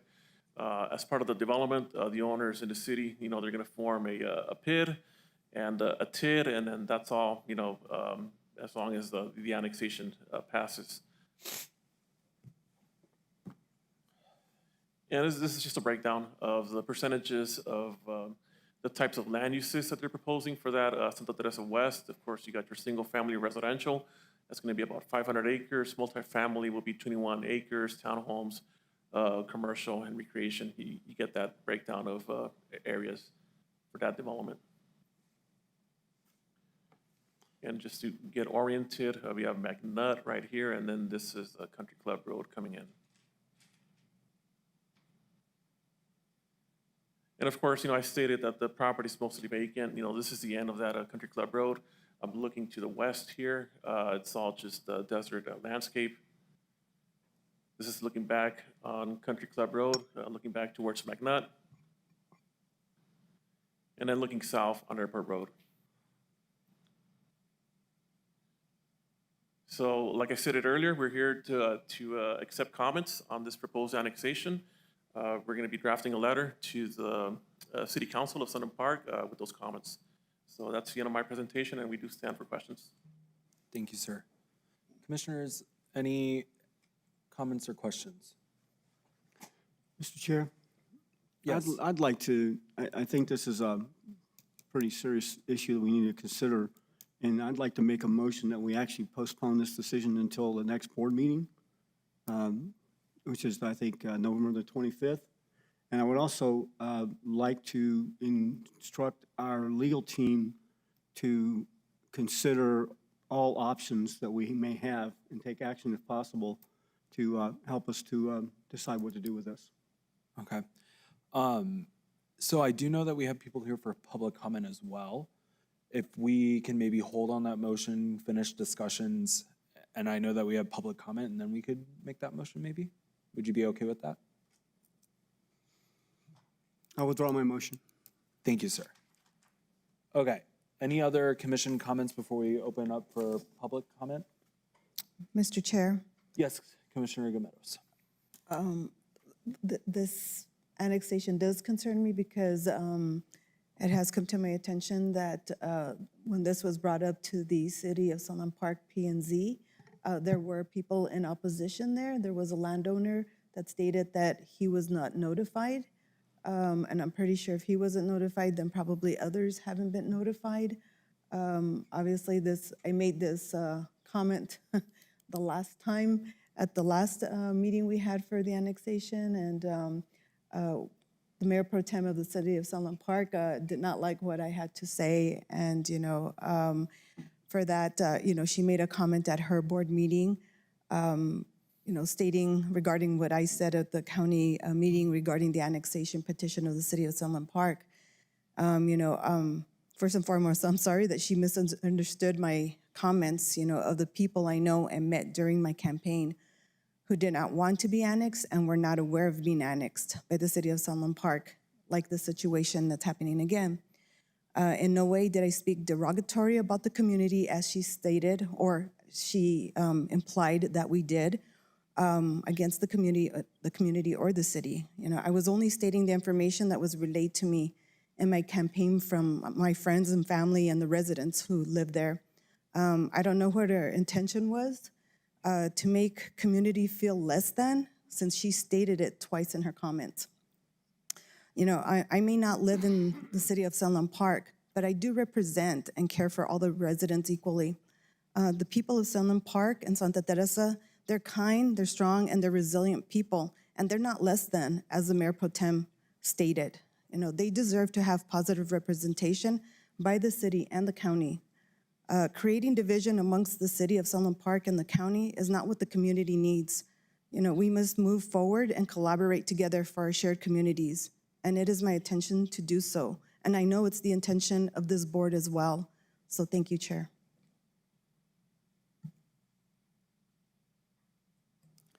Thank you. I just have one quick question. Are there any can you go back to the current map to show the zoning again?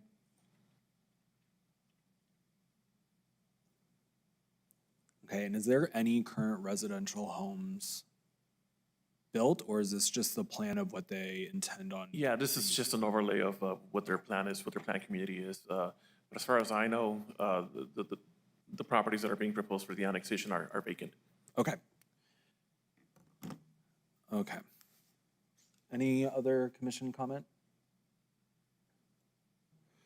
No, Mr. Chairman, I think it's always, I feel like it's going to be a broken record because as we continue to say with every annexation that has happened with the City of Sunland Park, they continue to leave these donut holes. Why? Because I think they understand that some of these areas are maybe not in support of annexation, or there might be some financial considerations that they're choosing not to annex these areas.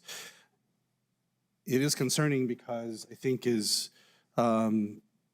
if they are making comments regarding our concerns as Commissioner Gameros has noted, because every time we've noted a concern or made recommendations, I think we made during the last annexation the suggestion that they perhaps limit some of the areas of annexation to the people that did not want to be annexed. And every time it falls on deaf ears. And I think there's these concerns that have been continuous for the past, I can say for at least the past 6 years since I've been on the commission, that no matter any of the discussion, any of the requests that we make of the city of Sunland Park, it continues to be ignored by the city council, and they do as they see fit. I think it's, you know, our desire to obviously work with our municipalities, their partners in what we do. And while maybe not completely opposed to annexation, I think the way and the manner and how they do it definitely leaves some concerns, because when you create these donut holes, it creates potential confusion when it comes to emergency services. I know people will say, well, we know what's county, we know what's Sunland Park, but let's be honest, in an emergency, do you think people are gonna stop and say, hey, wait a minute, this side of the street is Sunland Park, but this side of the street is the county, so we better call the county and not the city of Sunland Park? Or who do we call in this case when it's an emergency? And it should be very clearly noted that we know who to call, when to call, and how to make these split-second decisions so that people aren't trying to figure out whose jurisdiction this is. This is for the benefit of the community. We're not trying to make it up because of other reasons. This is truly, you know, we've, as I said, we've raised these concerns, and so, like I said, I know I've said this multiple times. I know it doesn't matter to the city of Sunland Park, but I'll continue to raise these concerns as we do, and point out the fact that, again, we continue to be ignored by the city of Sunland Park. Thank you, Mr. Chairman. Chair, I would like to add that the DRC did make that recommendation to consider those donut holes as part of the annexation. The other comment that they had, and it's included in your draft letter, is that a Country Club Road currently right now, it's, well, at least this west of McNutt, it's privately owned. And we've had issues before where, you know, we've had some of those subdivisions come in trying to request county maintenance of some of those private roads, and we can't go in there because there's no, the road's not continuous when it comes to, it's not publicly owned. So that's been an issue, and I think that was that is another condition that the DRC stated, that at least Country Club, if annexed, should go to a public entity, whether it's the city of Sunland Park or whether it's Doña County. Okay. Any other comments? Mr. Chair, you know, I also would like to add a little bit more comment to that. I think, well, like, I'm not going to speak for the rest of you, but I know for me, if the city of Sunland Park leaders, because I got to make sure that I say the right word, because I don't want somebody misusing my words saying that it's community and blaming community, because I'm not blaming community. I'm actually wanting to make their leadership accountable, that, you know, I think we would, if they would have come to us in the beginning and had a sit down and try to collaborate with us, you know, I think it might be different, but, you know, it's not happening. And I'm hoping in the near future that we can have that collaboration, especially with the new administration or new council members that are going to be coming in next year, because I still do want to work with the city of Sunland Park, just as I want to work with the city of Anthony. You know, I think city and county together working makes us stronger, and we can provide more for the communities. But in the way the city of Sunland Park leaders are going about this and not collaborating with us, you know, just kind of shows bad faith, I guess, is a word that I could use. Awesome. Thank you. Thank you. Okay, with that, we're going to open it up for public comment. If any member of the public would like to come up and offer public comment, please do state your name and sign the book to the left.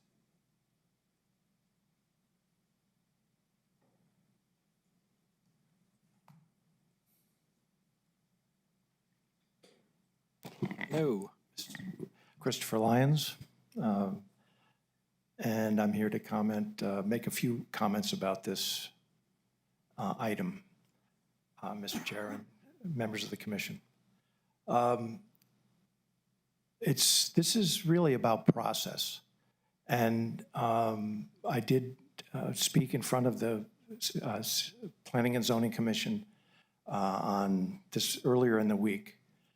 And, right off the bat, notice. I was not noticed about this. I know that they said they sent out the notices, but we've asked many people in the community. They didn't receive any notices. These are huge moves by the city of Sunland Park that they're not very well thought through. And I think they were talking about how they're going to get the annexation done and then go to the residents that are in the county residents are in the whole of the donut. And we counted about 2,000 homes, I believe, that are going to be surrounded now by the city of Sunland Park with no notice. They're asked for rezoning at the same time, no notice. People that lived on the old country club on the courses, those are going to be single family lots right next to right in their backyards that they didn't even know about. And that's what we're going through. So what I suggested then, and hopefully the commission, Planning and Zoning Commission was listening, is let's get together, have planning sessions. There were no planning sessions, which are required by law, to bring in the people that are impacted by this and get their feedback. The applicant had said several times under oath that he doesn't plan on developing much of this area for 4 to 5 years. So what's the rush? There's plenty of time to bring in people, the county residents, they're going to be impacted here. Other landowners that are going to be impacted by this, bring them in and have public meetings and get their input like the county does, right? The P&Z Commission here is very strong. There's a lot of talent on it.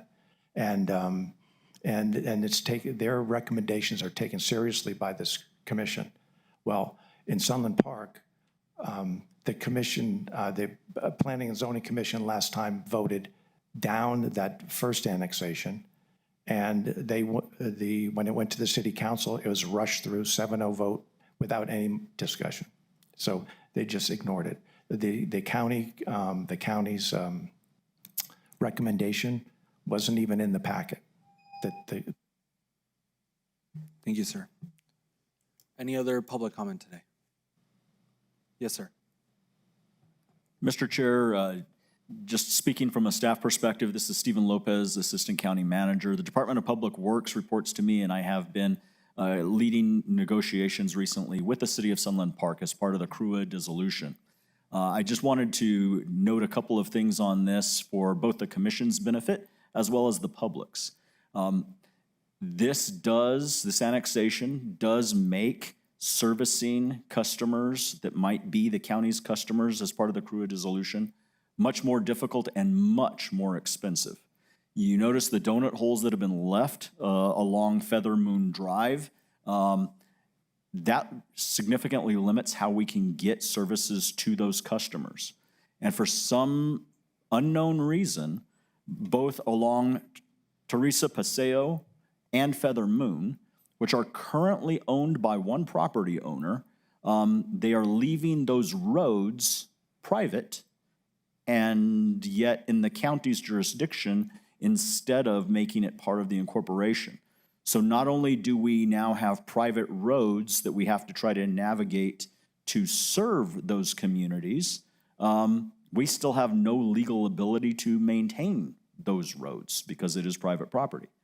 It is a very unusual move and certainly hampers our ability to service the customers that would remain outside the city of Sunland Park. I did have this conversation with the city manager, Mario Juarez Infante, a couple of weeks ago, and I had a conversation with him this morning. He stated during our initial conversation he does understand the concerns, and he also understands the county's concerns that if we are planning and investing in infrastructure, we do need to have service areas set. That was the number one push that I gave to him. We need the service areas set because we're stuck right now on being able to plan for the dissolution. He had stated this morning that he will be taking the concept of the service areas to his board at their meeting on December 3rd. I believe their December 3rd is also when they hear this item. So this board, the county, will not have a response back from the city of Sunland Park until they have acted on this annexation, which puts us in a very difficult position from a planning standpoint as far as the CRUA dissolution goes. So I just wanted to make that clear to everybody and highlight that weird Paseo, the Teresa Paseo and Feather Moon Drive situation. And for those looking at the map, if you look at dead center and then go just up a little bit from dead center, that's those white checkered area roads that remain. And if you notice the number 14 and number 14 and number 14 on all sides of those roads, that's the current owner. So again, it just does not make sense from our standpoint. Thank you, Mr. Lopez. Mr. Chair? Yes, sir. I mean, I have a couple of clarification questions now after the discussion. Did we, I believe that we actually voted to dissolve the JPA agreement with Sunland Park in April. Am I correct?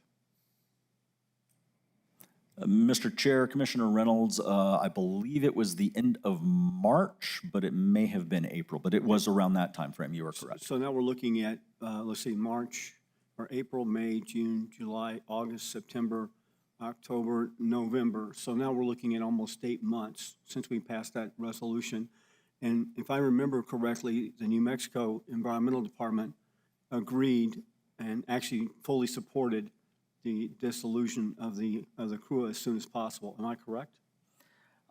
Mr. Chair, Commissioner Reynolds, I don't know if the NMED has taken an official position.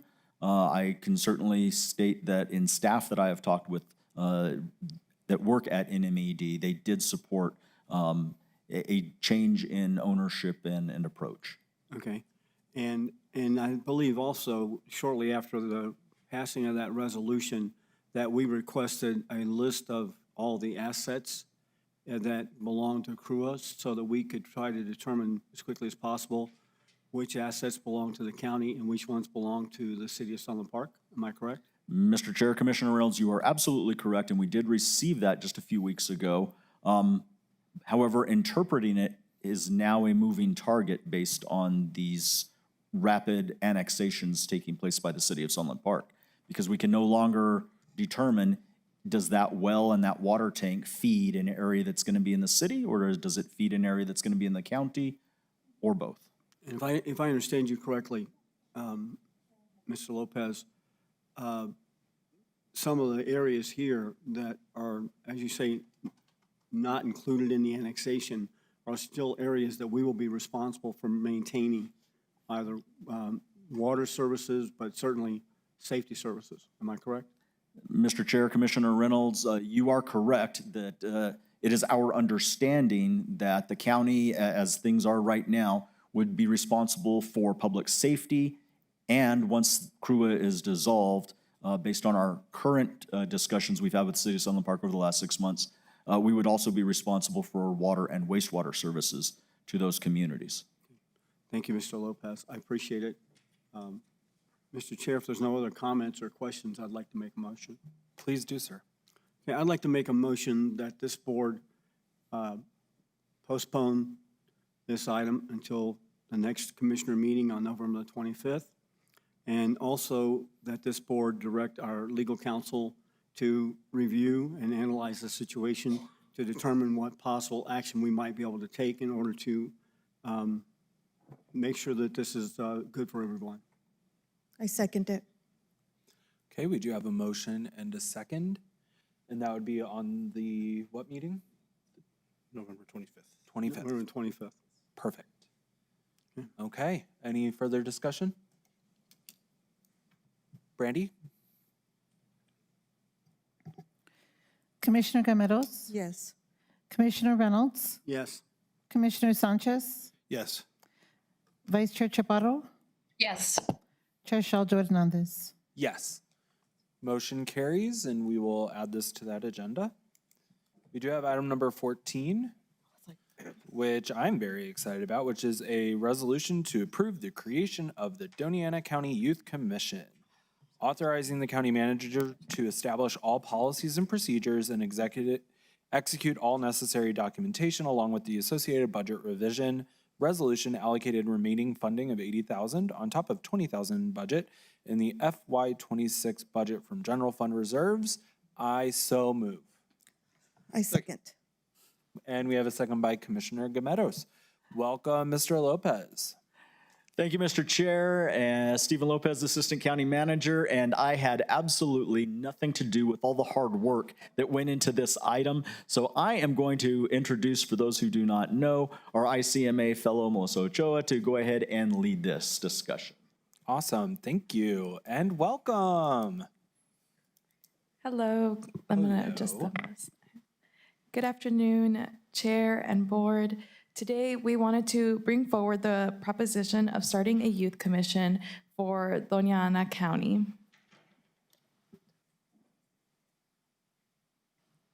The slides are not. Oh, is it me then? Just push that. Go forward. Thank you. So, why a youth commission?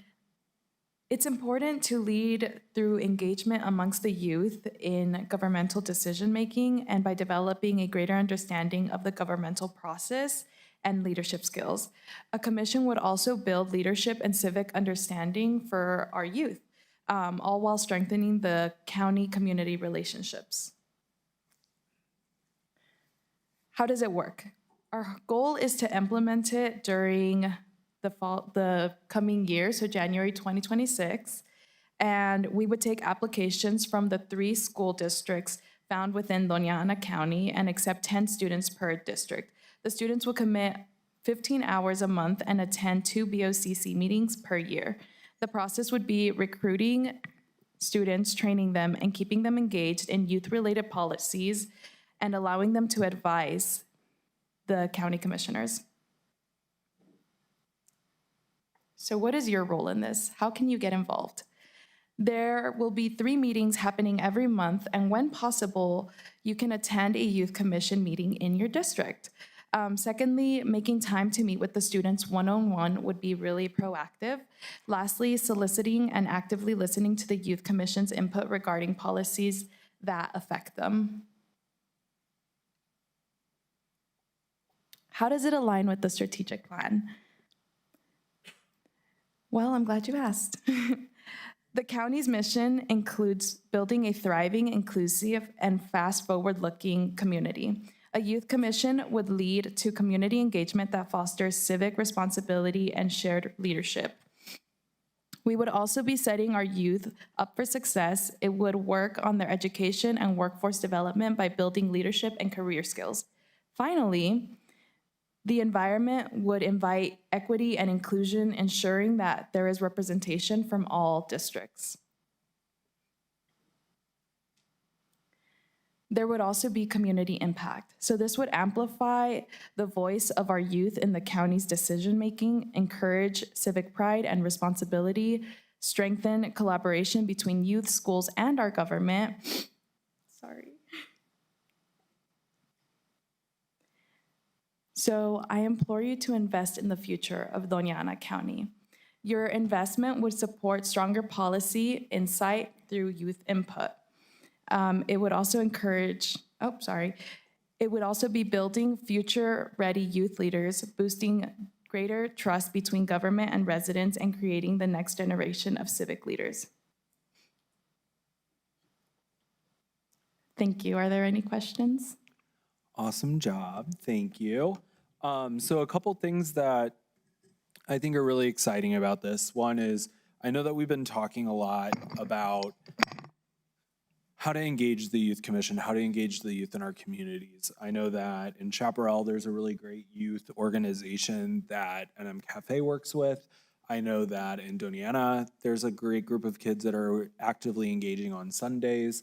And I'm really excited to see this come to be. So I want to thank you, Scott, Daniela, and Fernanda, and everyone that kind of worked on this, because this is huge. I know that we had our budget team in those meetings, we had economic development in those meetings, trying to just come up with a great path forward.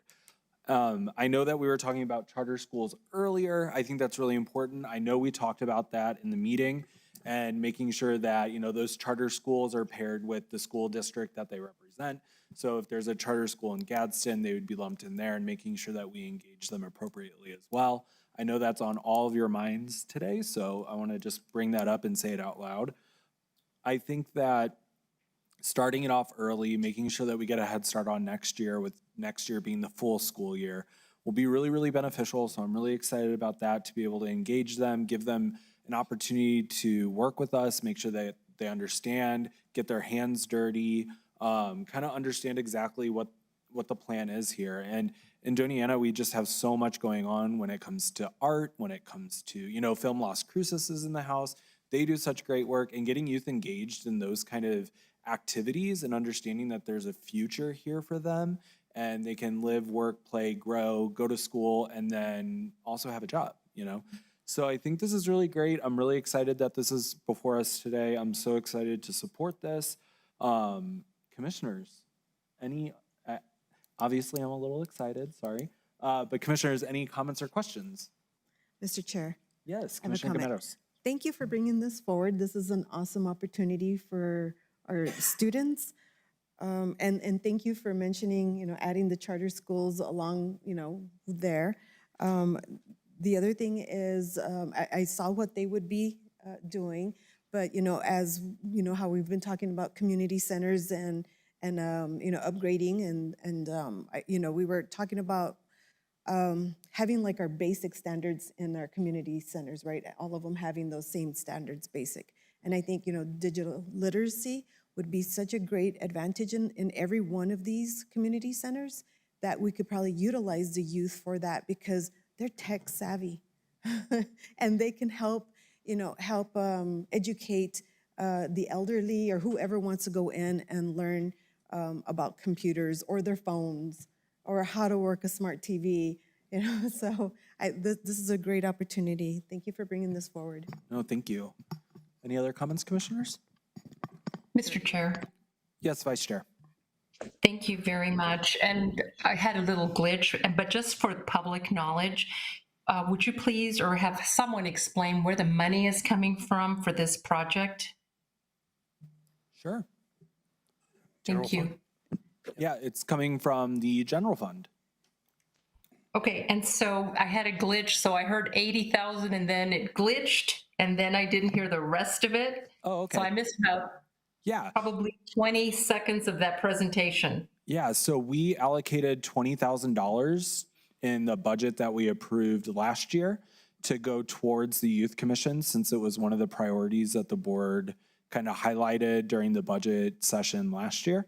So we had the 20,000, and we're adding to it to make sure that we can really get this program up and running, incentivizing the students, making sure that they have something to work with to be able to do things in the community. Thank you. And so the public is clear, when we translate or when we're looking at dollars, how much will that be per student per year? Madam Chair, I'm sorry, Madam Vice Chair and Mr. Chairman, if I might. So I'm just going off the executive summary, which indicates here they would be paid $13 an hour for up to 15 hours a month per student. That is correct. Well, and I understand there's an executive summary, but I'd really like the public to understand. So answering these questions so that those people that are viewing, I think would be very important. So we're looking at, my calculations would be, okay, so we have $13 times 15. Pardon me? Well, I think $195. And that, and I'm sorry, is my phone's not working. So is that per week for public knowledge or per month? Up to that amount per month, Madam Vice Chair.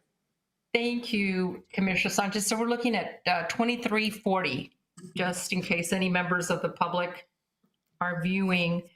And I'd really like to make sure that the charter schools are included, also representation from the private schools, because I believe, and I just did a quick search, that there's about 8 charter schools in Las Cruces. And Commissioner Sanchez, I know your wife is on the school board. Am I correct on that? Is that 8 charter schools in Las Cruces?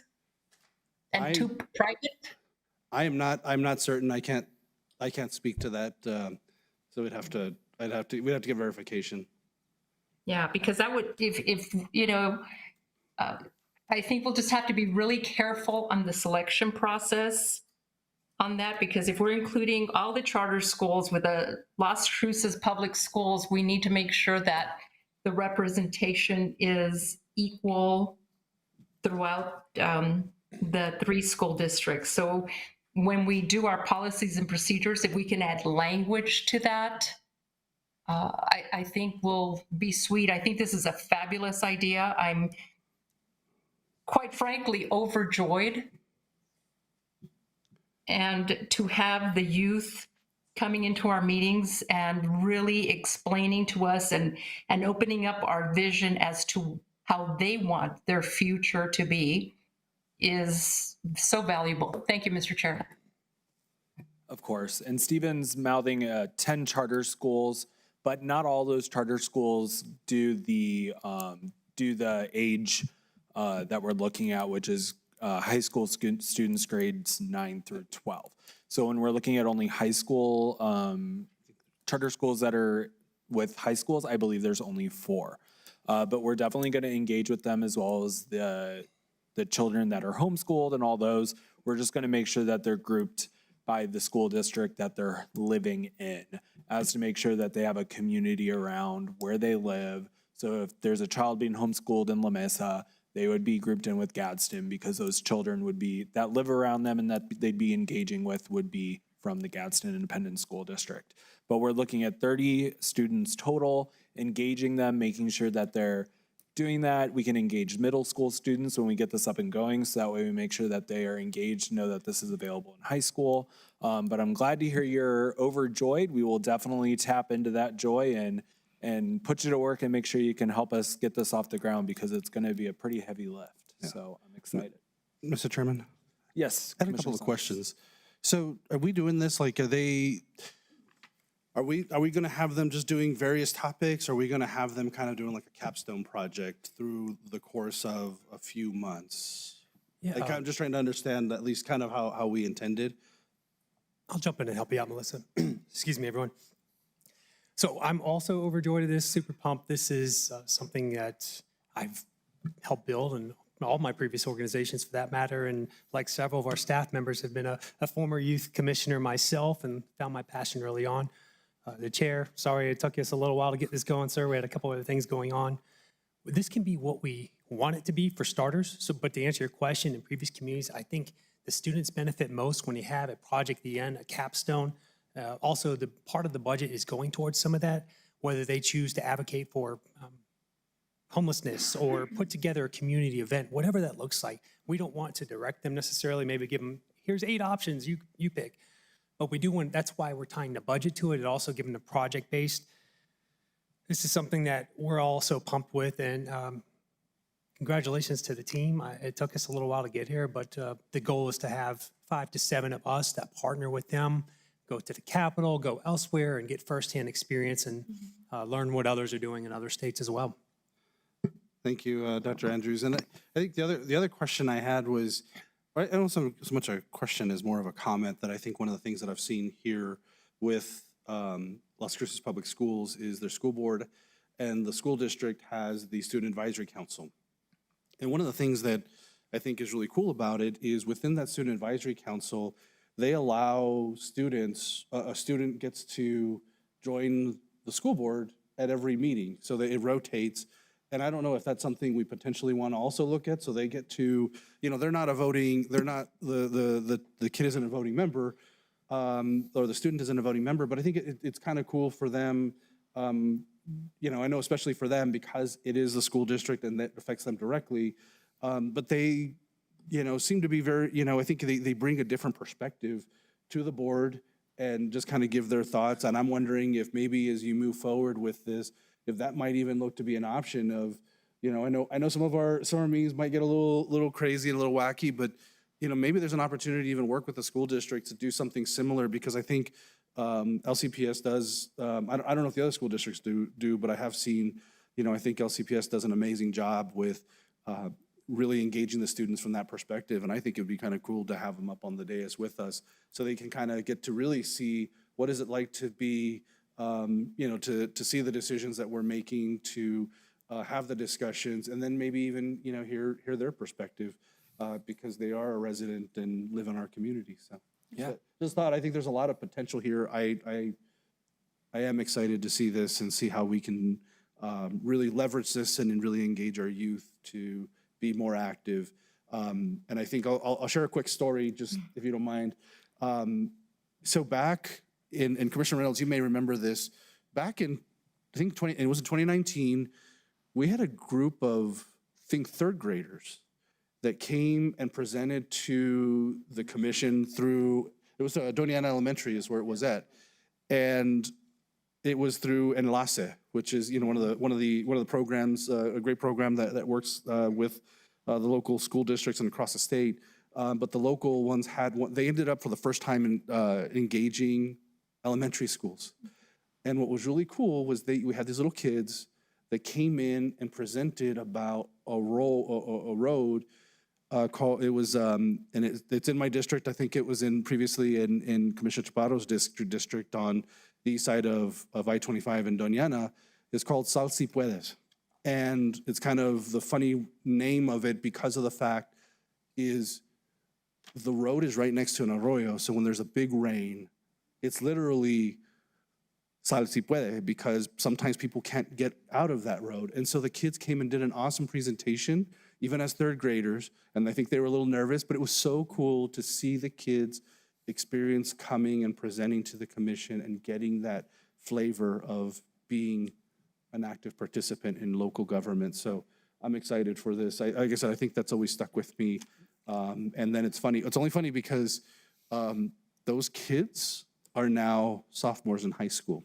And they did surveys too, and also managed, watched the traffic. They did all kinds of surveys and presented all their evidence to justify their decision on what the recommendation was that they were making for that area and that road. I think it was a stop sign or something, wasn't it? I think that, they were trying to get us to, I think they were trying to allocate funding to pave it, to try to prevent some of that in addition. And so unfortunately it's a private road.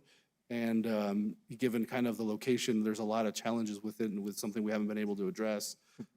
So it's still an issue. But like I said, it was something that was just really cool because they sat there, like you're saying, they went and did all the work, did pictures so you could actually see what it was like when it rained, and presented that to the commission. So it was, like I said. One of your things I'm really excited about, the timing of this, is with the strategic investments and the bonds. It happens real quick, but I've got the grade coming in now, and I'd like to think I'm hip and cool, but we can't identify with that portion of the community. So I think this is going to be a good voice for the build out of our parks.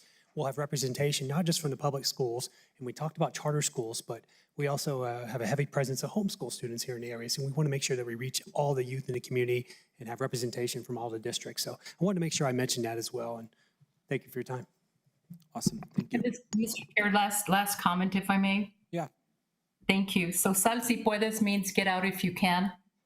I've been along that road, Commissioner Sanchez, but now I'm going to go into para las personas quienes quieran ser incluidas en esta comisión de los adolescentes y la juventud. Con manos abiertas les damos la bienvenida para que ustedes tengan la oportunidad de ser la voz de la juventud en nuestra comunidad. Los invito, deseamos su opinión y por la falta de inglés no debería de hacer una barrera ni obstáculo para ustedes poder unirse con nosotros mano a mano para mover a nuestro condado adelante. Entonces, de nuevo, se les anima a toda la juventud que piensen de unirse con nosotros. Gracias. Thank you, Mr. Chair. Thank you, and well said. Those real life translations are amazing. I love that. Okay, well, thank you so much. I can't wait to see this kind of grow and take off and what changes come up from this and just get involved in, 120 miles per hour. So thank you for your work on this as well. you. Great presentation. Any public comment on this? Seeing none. Brandy, go ahead and roll call the commission for a vote on this. Commissioner Gameros, Yes. Commissioner Reynolds, Yes. Commissioner Sanchez, Yes. Vice Chair Chaparro, Yes. Chair Shaljo Hernandez. Yes. Motion carries. Resolution's approved. Congratulations. Brandy, go ahead with that resolution number. Okay, the item does have two resolution numbers. Those numbers are 2025-143 and 2025-144. Awesome. Thank you. Next up, we do have item number 15, which is to approve a resolution on the new service rates for the Camino Real Regional Utility pursuant to the requirement of the JPA. Do we have a motion? So moved. Do we have a second? Second. Okay, welcome, Mr. Lopez. Thank you, Mr. Chair and Commissioners. We do not have a in-depth presentation on this because this has actually already been presented by CRUA to joint sessions of the board and city council that wanted to attend. In your packets is the rate study that was prepared by a contractor on behalf of CRUA that does recommend rate increases now, as well as ongoing rate increases of 3% per year in the future. While we are in the process of the CRUA dissolution, this is something that county staff does recommend that the board support. The CRUA board did approve this Monday night per the terms of the Joint Powers Agreement. It now has to be approved by this board as well as the Sunland Park City Council before any rate increases or adjustments can take place. This does represent a fairly significant jump in percentage for customers. So for example, a residential customer goes from approximately $20 a month to $27 a month. In terms of percentage, that is a large percentage increase. This is in part because rates for CRUA have been lower than they should have been for a number of years. Various board members have been on the CRUA board, and you have heard over the years, since at least 2019, that recovery for CRUA costs was not sufficient for maintenance of existing infrastructure, much less for planning for future infrastructure. As you all are aware, this past year, CRUA has had a number of pipe breaks and other infrastructure failures, and based on that, their cash balance is expected to run out in approximately April if there is not a rate increase to provide the cash revenue to be able to make ongoing repairs. And we do not have a hard date on when the CRUA dissolution will take place. Therefore, there's a good chance that CRUA will still be in business come May and will need operating capital for the rest of the fiscal year. Now, that also assumes that repairs take place as they have been and that there's not a larger system failure, because they do not have the reserves to be able to cover a large system failure, nor do they have the ability to get bonds for making repairs because they don't have the revenue stream with which to use for the bonds. So this again is, while it is a significant increase in percentage-wise from $20 to $27 a month, that is something that the county staff is recommending that the board approve, and I am happy to take any questions that you might have. Thank you, Mr. Lopez. Commissioners, questions? Mr. Chairman? Yes.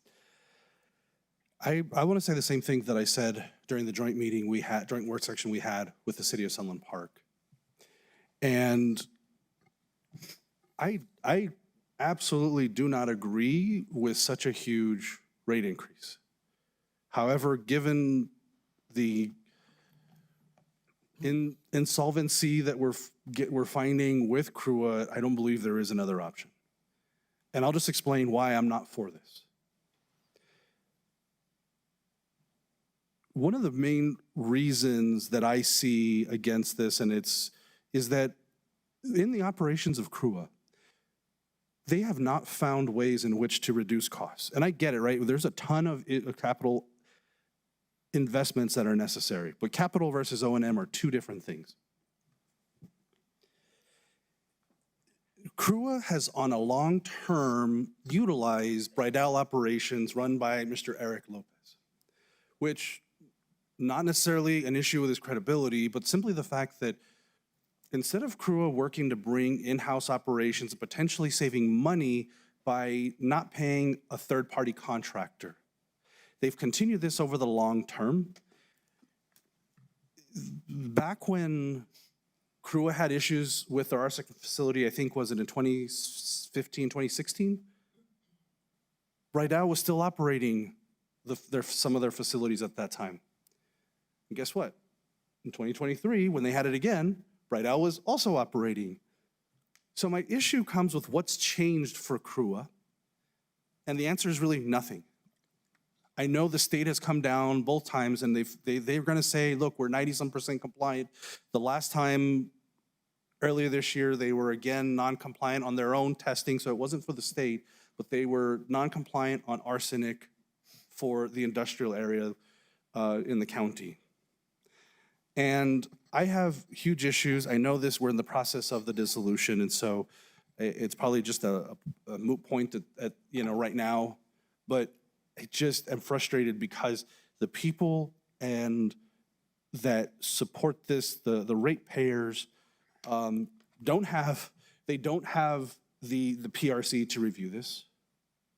It's all going to be decided by the county commission and the Sunland Park City Council. And to me, it's really just unfortunate that they're going to be the ones having the burden of funding this.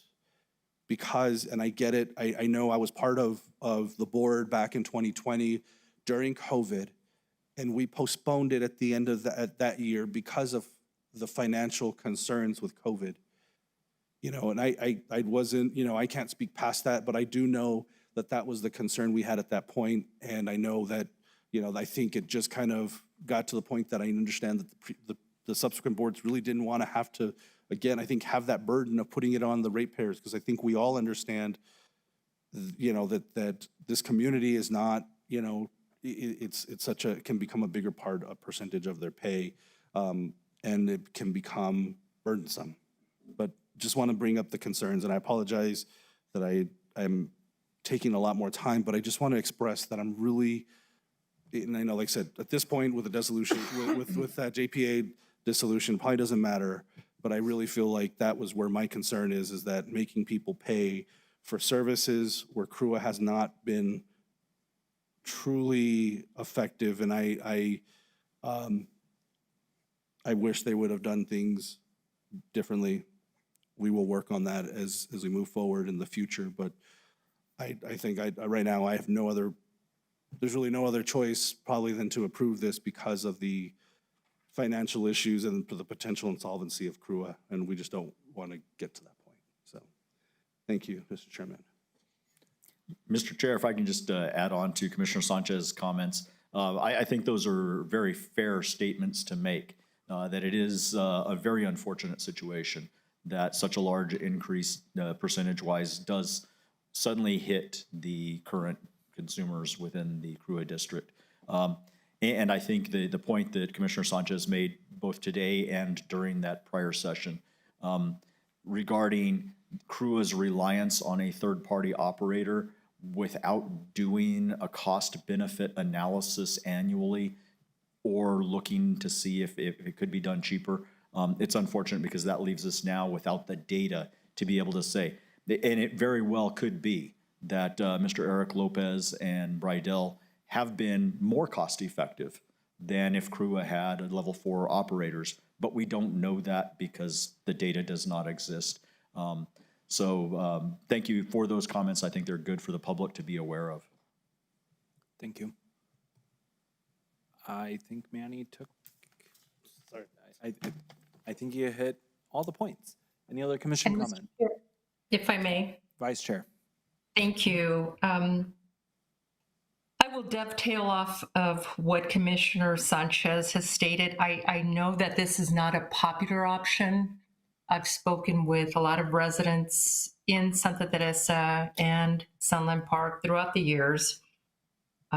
Number one, we've had issues as a county, as has the city, as has CRUA, hiring level 4 operators. The moment they get trained, the retention of those operators is very difficult. They get more money in El Paso or Phoenix or wherever they land. They're just in high demand. I know it's going to be difficult for the customers of CRUA, and I know all of us have been on the CRUA board, save for Commissioner Shaljo Hernandez. So we all have seen movement throughout the year or throughout the years, and nobody wants this increase at this time. Could it have been done at a slower rate? Probably. I can't guess on that at this point. I don't think any of us enjoy voting on this option, but I see no other way. Just based on what I remember when I left the CRUA board, I believe there were only, I think, 1.2 million in their budget. I don't know what it is at this point. Commissioner Gameros can probably answer that, but I do know that they're running out of money and there's no other choice but to increase the rates, and I'm hesitant to do it. Pero no nos queda otra a este punto. And the wouldas and the shouldas and the could-haves, the way CRUA was set up and the way the commissioners were changing committees so often, I think led to this point right now. Thank you, Mr. Chair. Thank you, Madam Vice Chair. Okay. Any public comment? Okay. Brandy? Commissioner Gameros? Yes. Commissioner Reynolds? Yes. Commissioner Sanchez? Yes. Vice Chair Chaparro? Yes. Chair Shaldo Hernandez? Yes. Motion carries. Brandy, go ahead. Thank you all very much. Thank you. That resolution is 2025-145. Thank you, ma'am. Okay, next up is item number 16, which is to approve a resolution to the county's infrastructure and capital improvement plan, ISIP, removing real-time crime center at the request of the sheriff, adding design, construction, and equipping of a new La Casa domestic violence shelter. Commissioners, do we have a motion? So moved. Second. Okay, we have a motion and a second. Welcome to our budget and research officer, Lucio Luttrell. All right, good afternoon, Mr. Chair, Commissioners. I know it's been a long day, and so I'm glad to bring up the rear of today's presentations. But to begin, we do have an amendment to the agenda as published, and so we need to amend to add the replacement of the Placitas Community Center to the title and supporting documentation. We can definitely make that. Would you like to go through your presentation? Do you have a presentation? Yes, we do. Okay, let's go through the presentation, then we can make that amendment. Okay, perfect. And for those of you that are unaware, we are going through a transition process where the Office of Performance and Budget will begin to oversee the ICIP process. So it's going through a handoff. We've been working with ACM Lopez. He's been such a great help, and then our team has really stepped up. And so I do want to give Mary Trail a shout out in her efforts and some of the recent deadlines that we've had to adhere to. And with that, I will get started. So this slide highlights our changes. The first item is to remove the Regional Real-Time Crime Center. So we did have communications with the Sheriff's Office, and the Sheriff did request to remove this item as she did not intend to have this on the ICIP for the 2027 to 2031. So there was conversation there, and there was a request to remove this item. And also, we didn't have listed on here, but we did have a request for a minor adjustment for the 1 million gallon elevated water tank in Santa Teresa to 3 million gallon. We didn't update any costs, it's just a capacity adjustment. And then we have several additions, so I won't read through each of these as we'll have a slide on each of them. The first item is the addition of the La Casa Domestic Violence Shelter, so an estimated $15 million project. This is up off of, or there's a recommendation, prospective location up off Holman Road and Highway 70. It would be a regional campus, and we already have $1.5 million for design and acquisition. And I know ACM Lopez has some information to add to this. Mr. Chair, members of the board, Cassandra Gondra, on behalf of La Casa, has asked for a statement to be read in her absence. She was here earlier, but had to leave for a doctor's appointment and therefore is not able to be here personally. Good afternoon, Chair Shaldo Hernandez, County Commissioners, County Manager Andrews, Assistant County Managers Lopez and Weir, and staff. As you know, La Casa serves as the primary emergency domestic violence shelter for our region, providing safety, stability, and essential wraparound services for women, children, and families in crisis. The demand for services has grown significantly, and the limitations of our aging facility are now posing critical barriers to meeting the needs of survivors. We are launching a $10 million capital campaign to build a modern, trauma-informed facility that meets today's needs and positions La Casa to serve our community for decades to come. This project will ensure increased emergency shelter capacity, dedicated space for supportive services, trauma-informed design that promotes healing and safety, expanded programming for families, children, and survivors seeking long-term stability. Your partnership and guidance are essential as we prepare to pursue additional state capital outlay funding during the upcoming legislative session. We would greatly appreciate a yes vote to place La Casa on your ICIP list.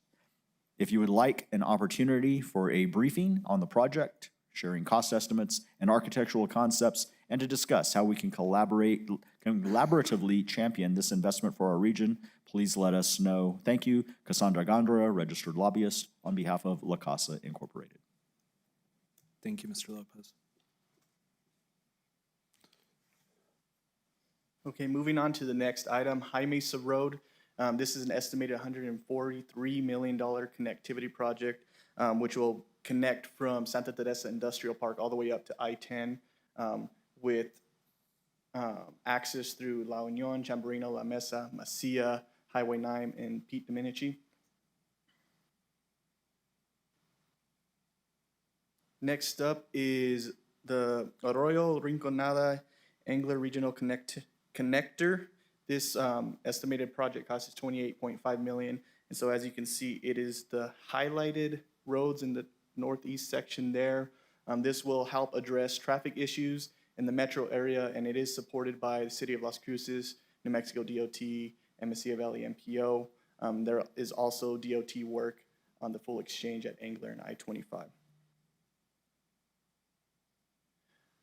Moving on is the amphitheater at the fairgrounds. So as you know, in our bond measure question 2, this was voted in by the public, and so the total estimated cost at $55 million.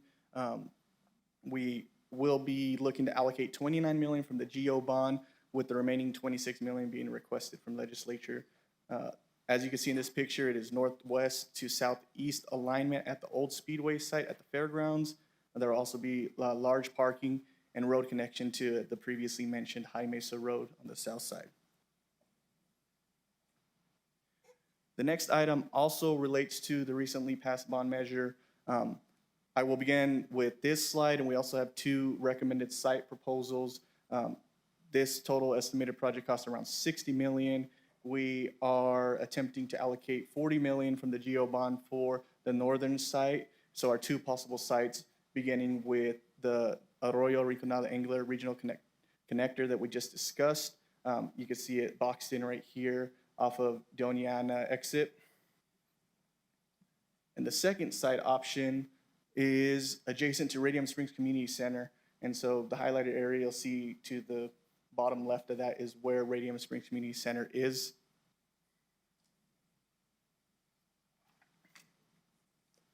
Moving on to the Southern Rec Center, which was also part of question 1 on the bond question. So an estimated 60 million with 40 million coming from our GO bond.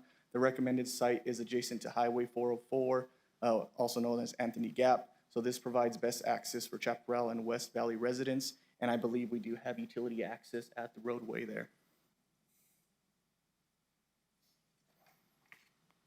Next up is our Aerospace Industrial Park.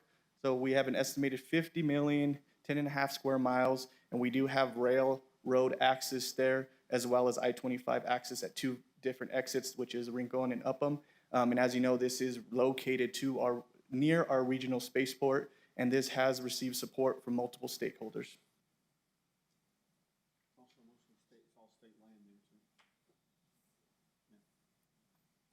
Moving on to affordable housing or community land trust phase 1. So the total project cost we're estimating is at 60 million, but we will be including 30 million on our ICIP request. There's an estimated 300 acres off Holman Road near 2 elementary schools. DAC, NMDOH, Public Health Clinic. There's also East Mesa Rec Campus nearby, able to support mix of residential and essential commercial to reduce food. Desert. I was gonna say dessert. Now you know where my Sign mind me up is. for 2. It's Friday, I'm going for dessert. And it provides permanent affordable housing and sustainable funds. And lastly, and this is the amendment, the addition to the agenda item, is the addition of the replacement of Placitas Community Center. So I do want to highlight that we intend to fund all of this from our GO bond, but we want to make sure we add it to the ICIP as it's a project we plan on beginning soon, so that it is on our ICIP. So this is adjacent to Hatch Community Center, the park, and swimming pool. It is across the street from Placitas and is still within walking distance. So there's plenty of space for parking, fields, and trails.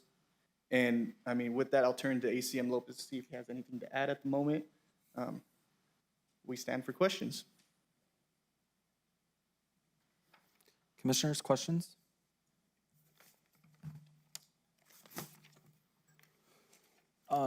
The one thing that I would like to point out is, I definitely support these additions to the ICIP list. I think they're great. I know that during our conversations over the retreat in the last 2 days, we definitely honed in on having those community outreach meetings, talking to the community, making sure we're informing them. I really do ask that we do that. None of these plans are necessarily in stone yet. We definitely need to communicate that out more. So that is one thing that I just want to highlight, is that those meetings will be happening. We will be going out in the community and talking about this, making sure that everyone is informed and we're listening and hearing what their needs are. So I do want to preface that, and I want to thank you all for putting this together. I know that's going to be under your department now, and that's going to be really interesting.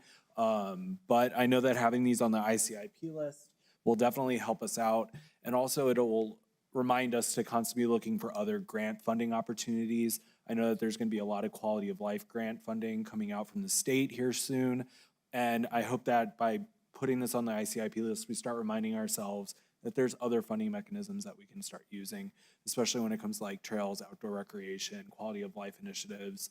Looking at this, the fitness parks that we've been doing in collaboration with Blue Cross Blue Shield has been awesome. People are using it every night in La Mesa. They're down there in Vado using them. Sutherland Park now has one. And just thinking like, hey, we can do this at all of our community centers.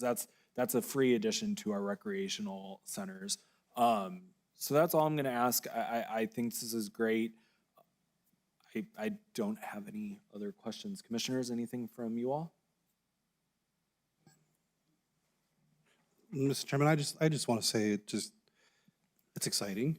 I completely agree, and I think that's the one part is what are we, when we have those meetings with the public, we'll continue to get input on what it is they want to see and how what is very important. I think the biggest thing for here is to be able to start putting this and making these reality because of the fact that the voters put that trust in us to, invest into the community.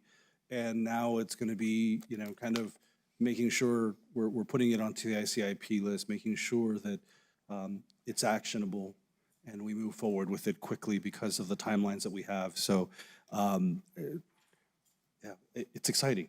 That's the only thing I can put, because I'm just like, to think where we were to now, to see them, it's reality, and we're moving. So thank you, Lucio. Thank you to the team. Thank you to the public. Well said. Commissioners, anything else? Seeing none, any public comment? Would you like to say anything? Hello, County Commissioners. If you'll pull the mic down closer to you. Thank you. Thank you so much. My name is Melissa Mata. I'm the Director of Support Services for La Casa. I know Cassandra Gandara unfortunately couldn't be here, but I'm just here to reiterate the need for La Casa. Currently, we have this past 2 years have grown in 800% clientele in our housing program, and overall in clients 400%. So our need is very great. So I'm here to urge the commissioners, county manager, just for your support. Thank you. Thank you so much. Any other public comment? Okay, so now we do need to entertain, yes? Mr. Chair, just real quick, and just to reiterate what the young lady said before me, I've been on the La Casa board twice. It's a concern of mine, has been for the last probably 25 years. I was the first domestic violence judge in the state, or the first domestic violence court in the state. And so this particular organization has been on my radar for many, many, many years.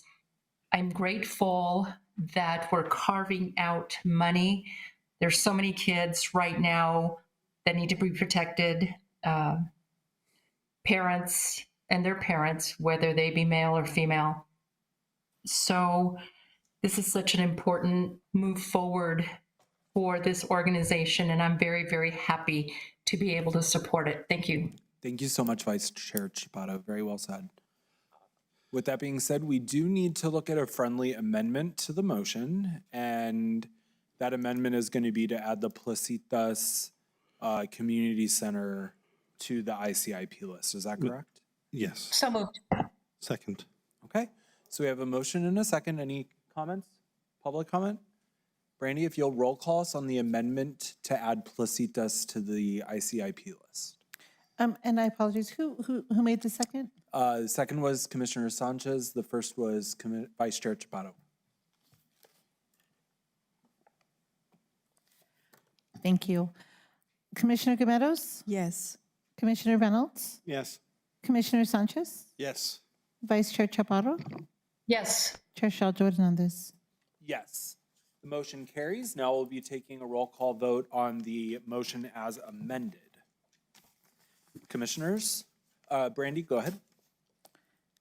Commissioner Gameros? Yes. Commissioner Reynolds? Yes. Commissioner Sanchez? Yes. Vice Chair Chaparro? Yes. Chair Shaljo Hernandez? Yes. Motion carries. The ICIP list has been updated. Very nice job, everyone. That does have a resolution number. Go ahead. That number is 2025-146. Thank you very much. Next up, we do have commission follow-up. If any commissioner has any follow-up input. Okay, seeing none. Correspondence, Brandy?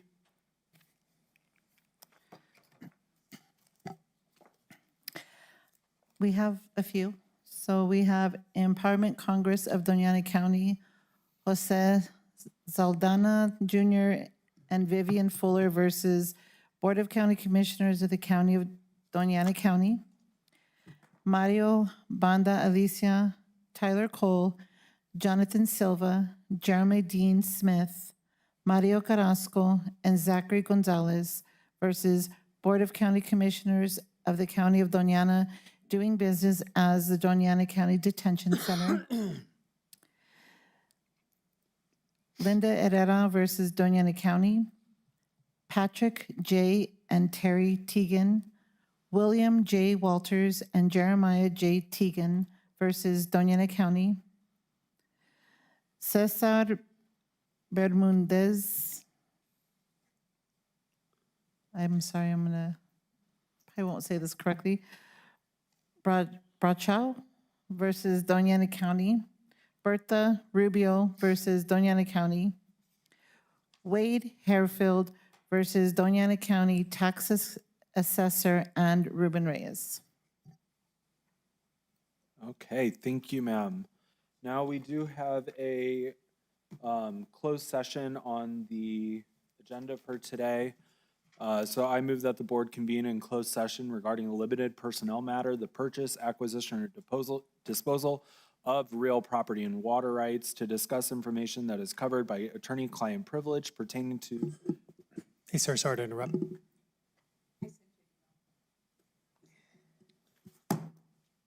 Hit pause on that for 1 second. I remove my motion. I think it's withdrawal. I withdraw my motion. Thank you. I move that the board convene in closed session regarding the purchase, acquisition, or disposal of real property and water rights related to county recreation centers and community centers as authorized by the Open Meetings Act 10-15-1H8. Second. Okay, thank you so much. We are in closed session. Oh, Brandy, can you please vote? Commissioner Gometos? Yes. Commissioner Reynolds? Yes. Commissioner Sanchez? Yes. Vice Chair Chaparro? She had to jump off. Chair Shaljo Hernandez? Yes. Okay, we are in closed session. Thank you, everyone, for joining us.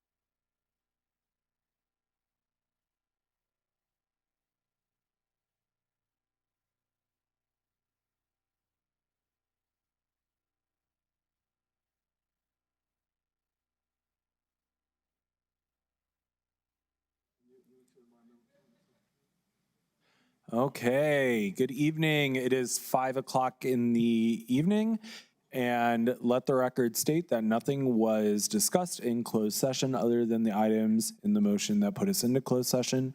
We are going to be adjourned for the evening. Thank you so much for tuning in and joining us today. Have a great weekend.